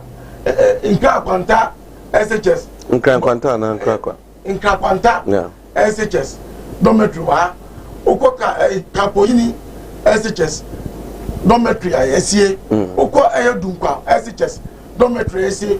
Oko a friend say Prempeh College, dormitory SC, Oko KSTS. KSTS require the Akono. I hear 424 units, 424 unit classrooms. And yes, here they dibako, they didn't mean my dormitory, they didn't mean I hear classrooms. 4 and Reverend Owen Shires will say he can attest to this. Ubako I hear a friend say KSTF. No, KSTF. Maka KSTF. Say, and they are for a refe. Good. We are met me any opinion. What's the camera? Any KSTF. Okay. Opinion. Right. And why we say I'm not going to KSTF. Oko ayo wasa. And also a kono. Yes, see, I support the 18 unit classroom book. Me can't say I don't money Mahama. I e blocks or starting, on the education. Don't money Mahama. I did the ye blocks no. World Bank funded 24 out of 25 out of it. 25 no mono don't money Mahama to me 2 pack and a car. I know so more corner. No, maybe 27. On a parliamentary as a minimum baby about free and now okay a minister now no deal with parliament but yeah a reporter a minister of education na Jane Opokwajima e ja to wa e 27 and no maybe and na pon so ba de call 43 you no da be then na minister no 43 you na account aso 2020 and after 27 no me say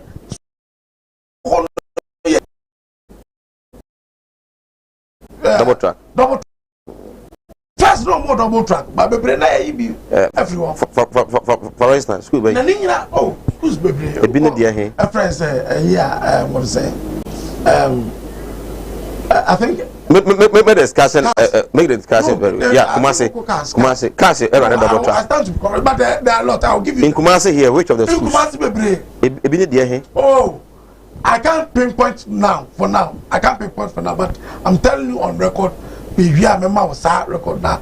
Even on the minister's press statement, on my listing several schools are more a year free. Double track so a yen anyway. They say be by 2024. Near yin in a day. By the okay, the Mampani kind the last statement. I said, I know mine. I said double track no and going forward, there will not be any double track again. You remember that statement? Double track, we are not going to add on. It didn't say that. It says the second years will go double track, but the final years and first years will not. On record, there's no first year student or Ghana or double track. It's not true. Me say. Just see. Don't argue. It's not true. No, don't say I shouldn't argue unless you be able to prove the minister wrong. Okay. The minister. Let me mention to you. Oko Kasa, first years, called double track. KTI. First year, this is a national television. My integrity is at stake. I'm telling you, sir. There are a lot of schools are run a double track. For the 3 years, first years, one of them have been taken off. There's a final years. Final years. Final years. Then I start correcting. One of them have been taken off, which is the final year. There's no final year in this country. Double track.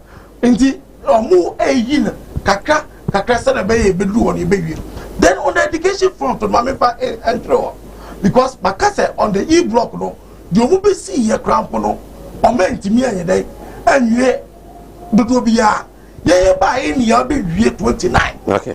And records at a friend say the infrastructure department of Ghana Education Service will bear me up. And so you're quite the health sector now. I mean, you need 2 for 2.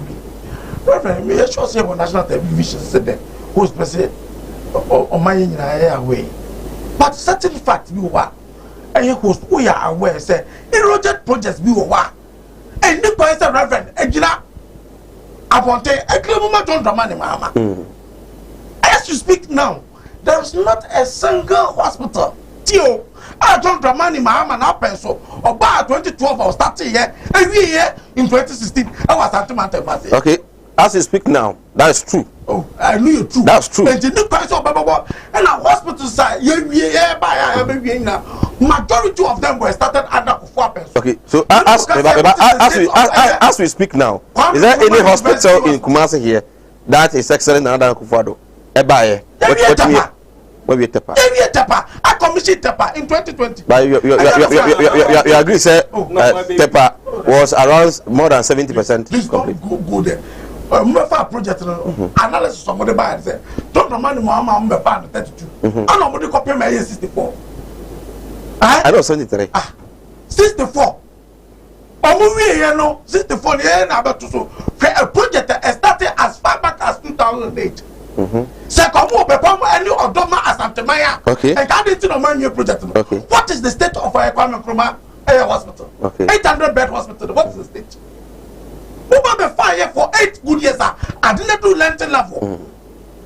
Mommy Chowa, the mother and baby unit walk for not. Mother and baby unit no. From oh, you're speaking for more than 12 minutes. Please.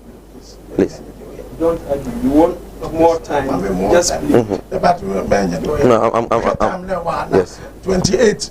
We started 28. 7 minutes. If I face madam. Mama come and no. Na me catch you say, come mother and baby unit. A friend say Jerry John Rollins of blessed memory ba hon. O ma penny kufo ba hon. Professor Mos ba hon. Don't Dramani Mahama is the only person on record that one ma hon. Na na kufo do ba hon there. Oluja $138 million. Omukoye visibility studies on the state.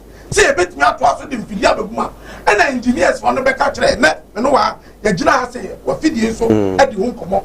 I'm gonna say here young yes the incident. Omabu. Okoya.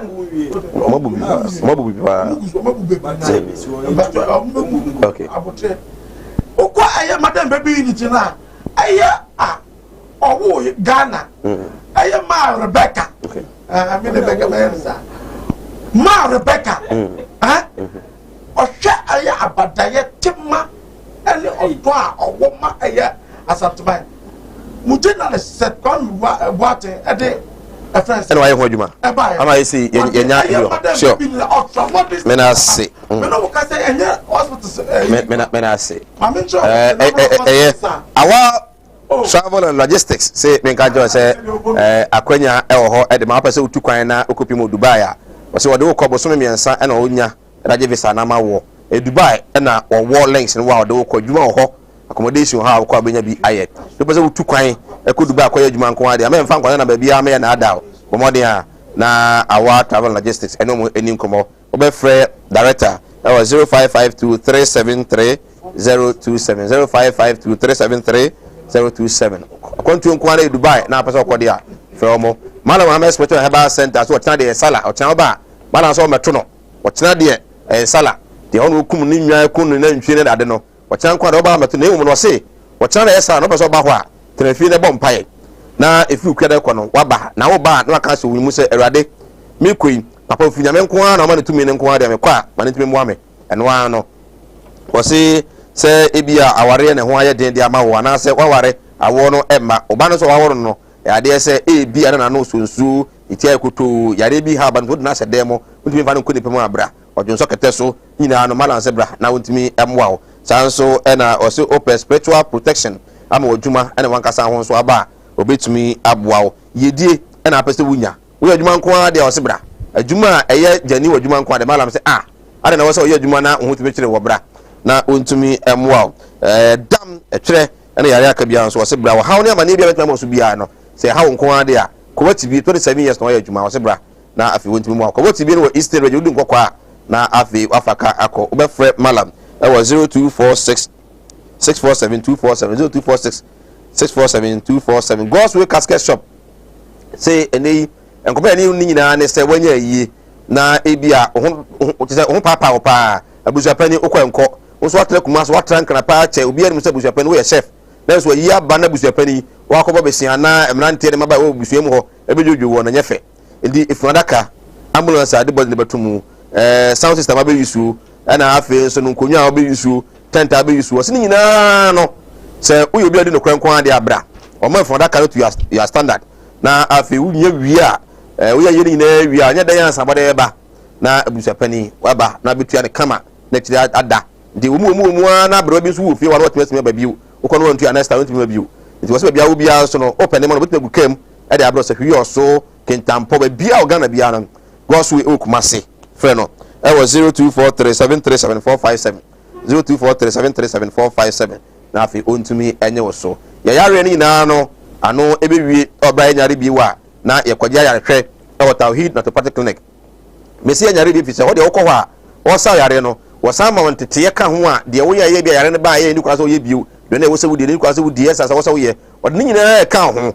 na afi no watumi ehunu de wo ye yare ne ba ya wo sa nye biu Tawhid Naturopathic Clinic enka ne no ye fa Madam Catherine o de bojado ne ba ya num bia ya kese ya ma nyina bedu sa abiri abofo bi ono Madam Catherine obi hunu no itrewu pa na do ono Madam Catherine de nimdia no wo pa anti evangelist ne jesi wa hai obi na num bi ko na omuntumi ehwe yare bi ha obi ya no Madam Catherine akache na obekọ Kumasi Odiombo de junction ho na Madam Catherine ayare sabia no ewo 0278626262 0278626262 o from wa omo ebejo so enche na ejuma ye no ebewie na onum say a section of some ministers MPs omo ye NDC for the command speaker say ekwan ye fa so a ye de Sputnik V vaccines COVID-19 vaccines no ye de ma contract no no yentime ne Russia ban no ndili ye de command intermediary and third person me nam so na ade ye $10 e kopie mu $19 no in fact omo dwene ho a NCP into no ye mfre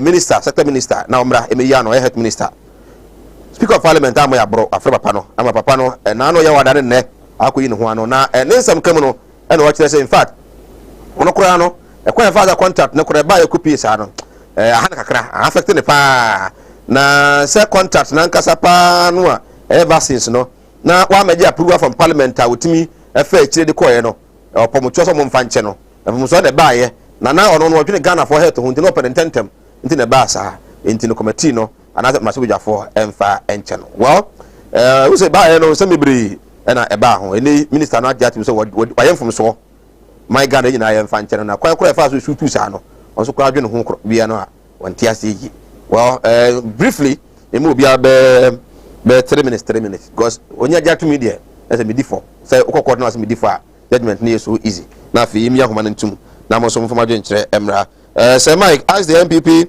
how can you commission a hospital that is not working? I am from Tepa. As we speak, workers are still on the site working. The Tepa hospital, and you are still. Oh, sir. Who are Tepa?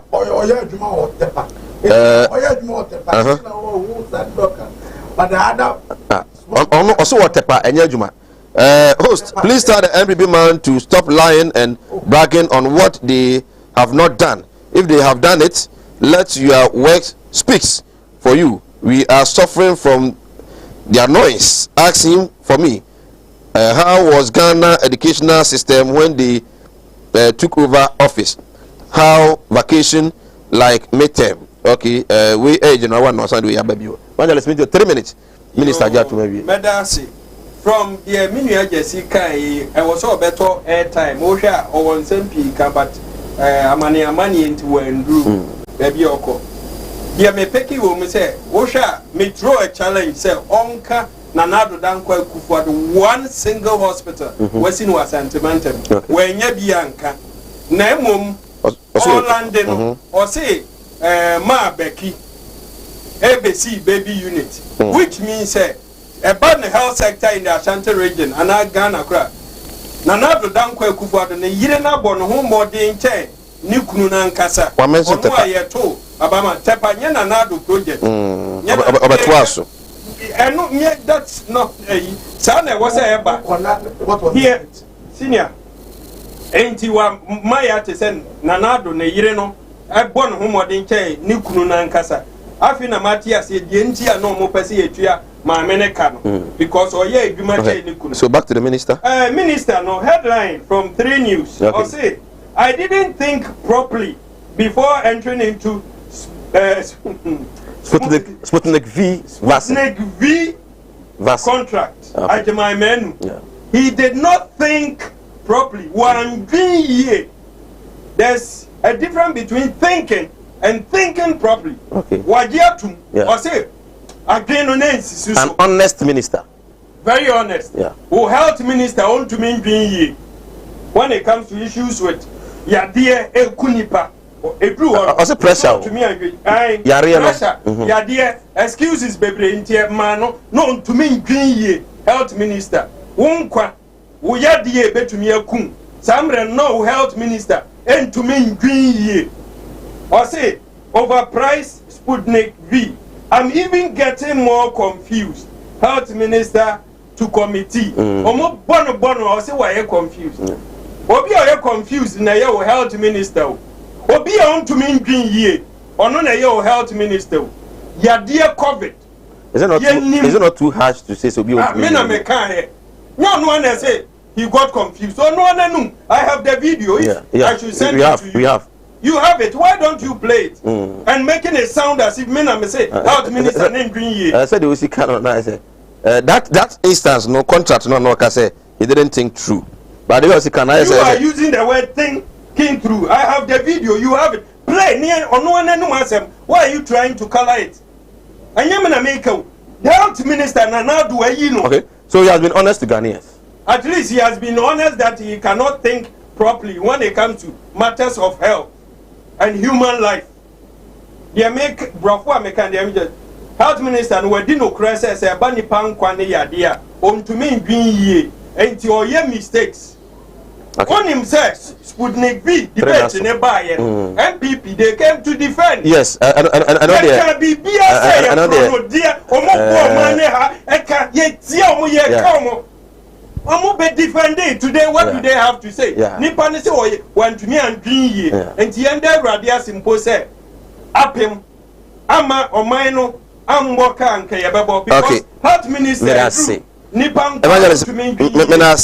Good evening, Sir Mike. Please, the NPP man said what? We should Google what? Their KVIP or what? See the way he's suffering. You people have disappointed us to so tell Nana to wake up. Okay, one for Odiamao. Nice program said this is not the first time an opposition party is talking sense. They all see well in opposition. Where was this sense when NDC told us to leave Ghana if we were not comfortable in their hands? Thank you so much. And it's true. Tell the MPP he should learn from the NDC man. Okay. The book NPP man is holding is full of deceptions. Why am I saying this? They captured private project as theirs. Typical example is Asante Achim Chimpong Faith JHS structure. The MP lawyer Asante Boateng of Asante Akim South captured the primary school constructed by the chief of Chimpo as their projects. Okay, they have failed Ghanaians. We also they have failed Ghanaians gargantually. Bebeto Ubugu and Bebeto Shea or the free by Bebeto Yanasi. Good evening, Sir Mike. Comparing President Ronaldo 4 years to President Mahama is far better in for Ano municipal than Nana Adanko Akufo-Addo. Health. One, Tepa government hospital 90% complete before he left office. Nia Muswa chip compound, Ketapi chip compound, and it goes on and on and on and on. I'm sorry if I've not been able to pronounce the name of the town very well, but I think that is what you want to. Good evening, Sir Mike. Tell the NPP man Utunvo say to second college. The team has both first and second year students running double track, and again let him be of the known that beside building new schools from the scratch, Mahama also improved infrastructures in already existing schools. At least Agusco Bugoso is a witness. Which Usubempa Deputy Secretary for the NDC at Tumango Beja North at the also the Abano. Sir Mike. Well, Mamiti was an affair. They can't make any flow. They have a cost. When I say delivery tracker, the voice was added. Yeah. When I say delivery tracker, good. .gov.gh. Because of total infrastructure, Zakai 19,148. Will be free as a judge, but some will be a big boom. 10,408 have been completed. Okay. And what to do now? America just say, and yet, and it's to what Danya, yes, in what existing schools, with the KSDS, your patron, with the Prempeh College, your patron, with the OWAS, your patron, with the St. Hubert, your patron, with the Prince of Peace, a lot. and we can go on and on. Okay. And kyerɛ sɛ ama wagye atom sɛ NDC health sector ɔbɛnsi ɛyɛ hospital bi ɛwɔ Asante Mantam almost at 2012 completed. Yeah, completed. Ebi wɔ hɔ a ɔman start bi kura kɔ ha because almost all the projects ɔmo ka ne nyinaa no they never completed because Asante Mantam ɛho nyɛ ɔmo kɔ ɛyɛ ɛfɛ sɛ Legon ɔde 2.5 years na wie ɔba yɛ na ɛyɛ 800 bed ɛyɛ Kwame Nkrumah University Hospital esi hɔ. Why do you want to tone in that line? So far, interchange has not been completed. Please. But we are there. Does that mean that Mom pass and four? No, don't go there. Don't tone. You see, in communication, don't tone that line.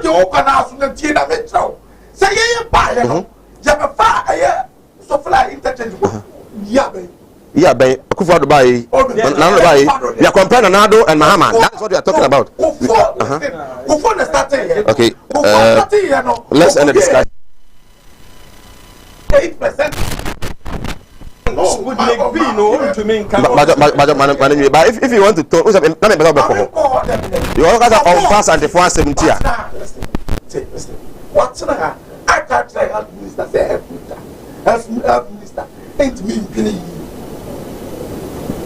Meanwhile, as I'm not health minister guy, the contest was said on the a friend say yes, we contract, okay. And Oka said it wasn't properly thought out through. Okay. Because one, now a year or man no to intuition publication I joined him and the other guy was saying, and I'm quoting him, was saying, now I was so or to say there was second wave. Now second wave, you know, every kunima. No, I have minister. Now Omun Yabi because I'm up of Russia. I am Russian government so you be more. I am ambassador so you be more. And he found on biggest people. Okay. And did not the best thing was to get it. But the thing is that but it didn't take proper through no say a parliamentary approval. As a president, as an MP, he was supposed to have seen this and also, you know, and it touched on the overpricing. It was overpricing because some years so Okwada Sameme to I didn't tell you that 10 guys series no and we a factory price and the amount.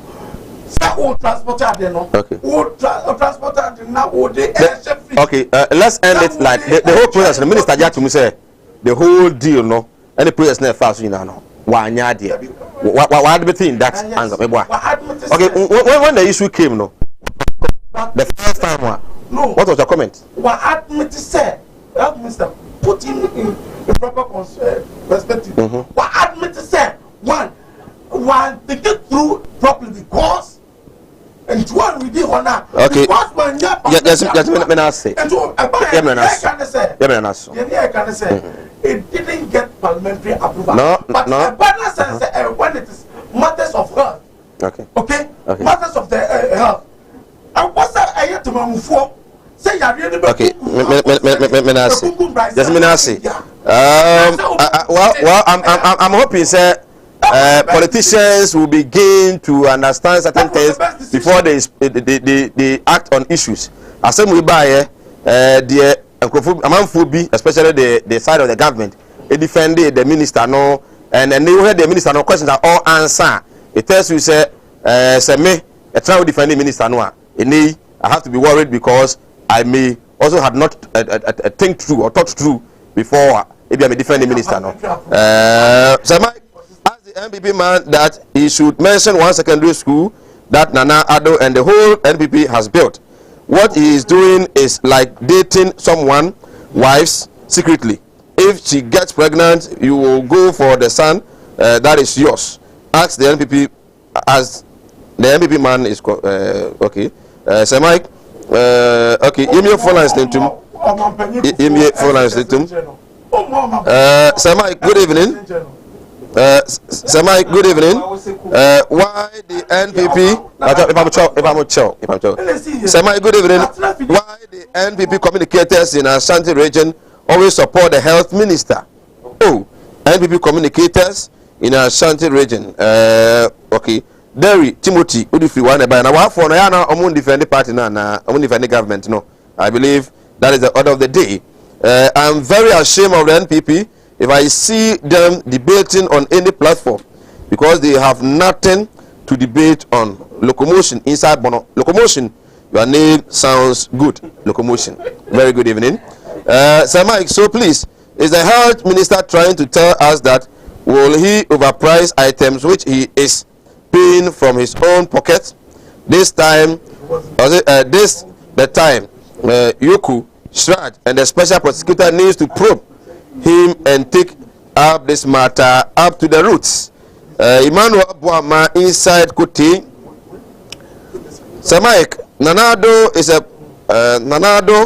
is a promise and failed government.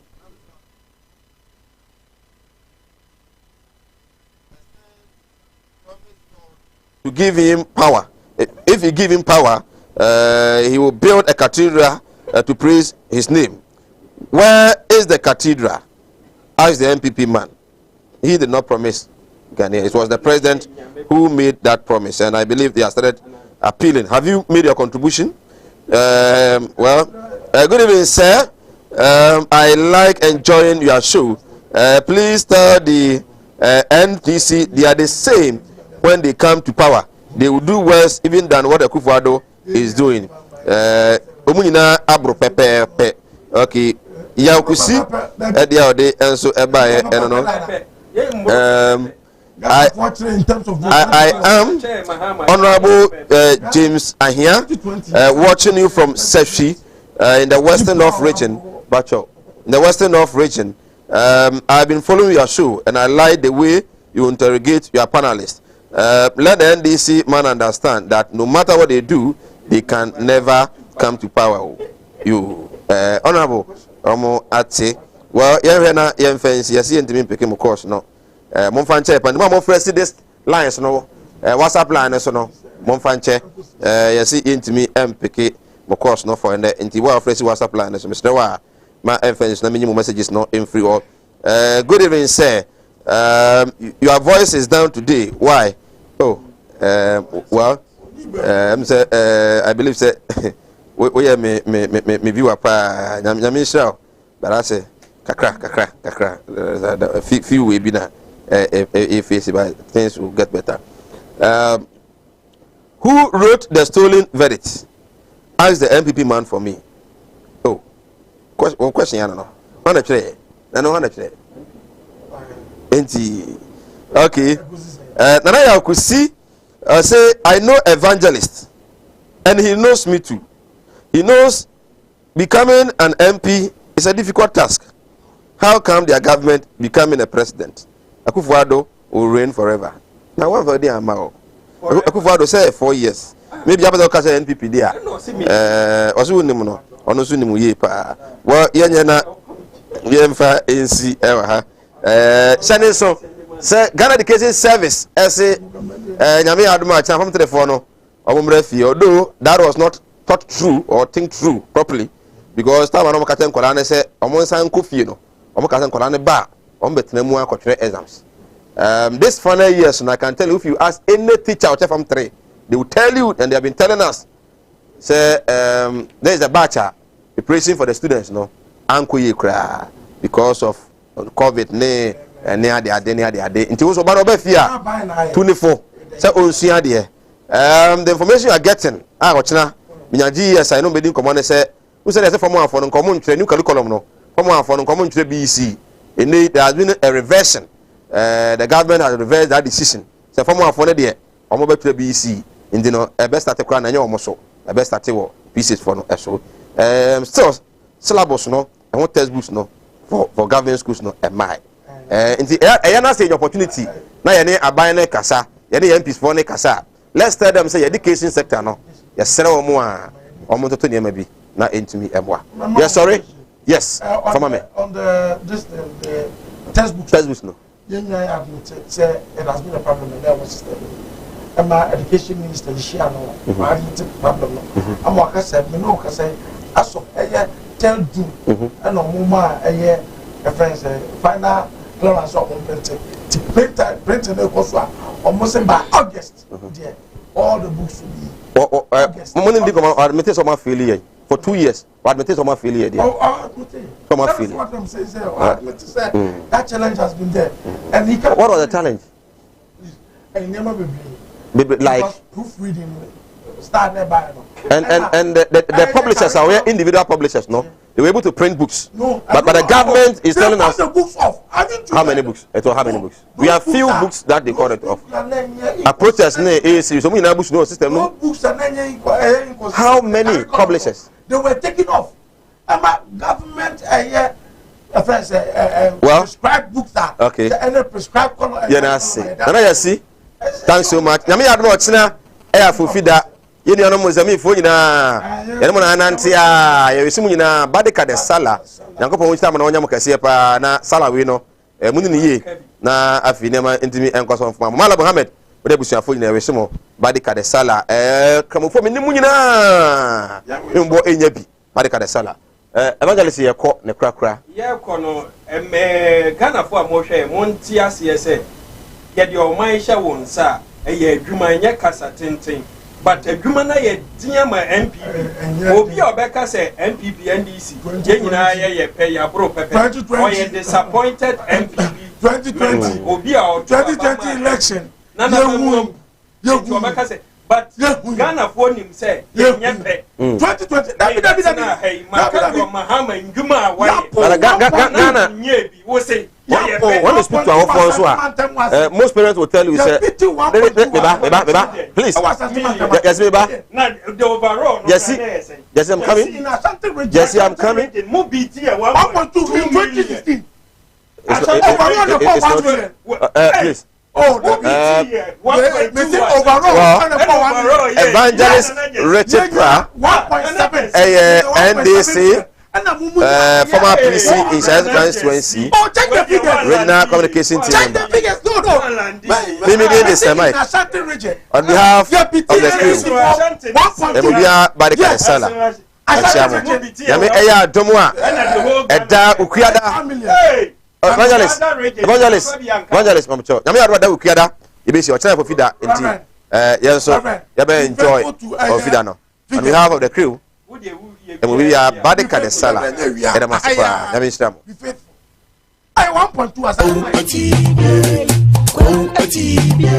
animudia me manfo nye bintina mo ne yira ebinu be from ho se me o ma asofo nso no manya ma asorema akom obi o ho amene wo kasa stroke achi no wa ya stroke no enko malam se bra ya djuma memene da okay kwesi da ejuoda ebanada okuoda yawada efieda ana menya djuma na fieda wo beto me ya wo so me hwaw because nipa ana wo homeda nyankopon eni homeda okay akwala na wawo no akwala na nya 10 years eko 15 years on nanteda woda fom obi so ho wa akwala na no isonsuo obi so ho so wa akwala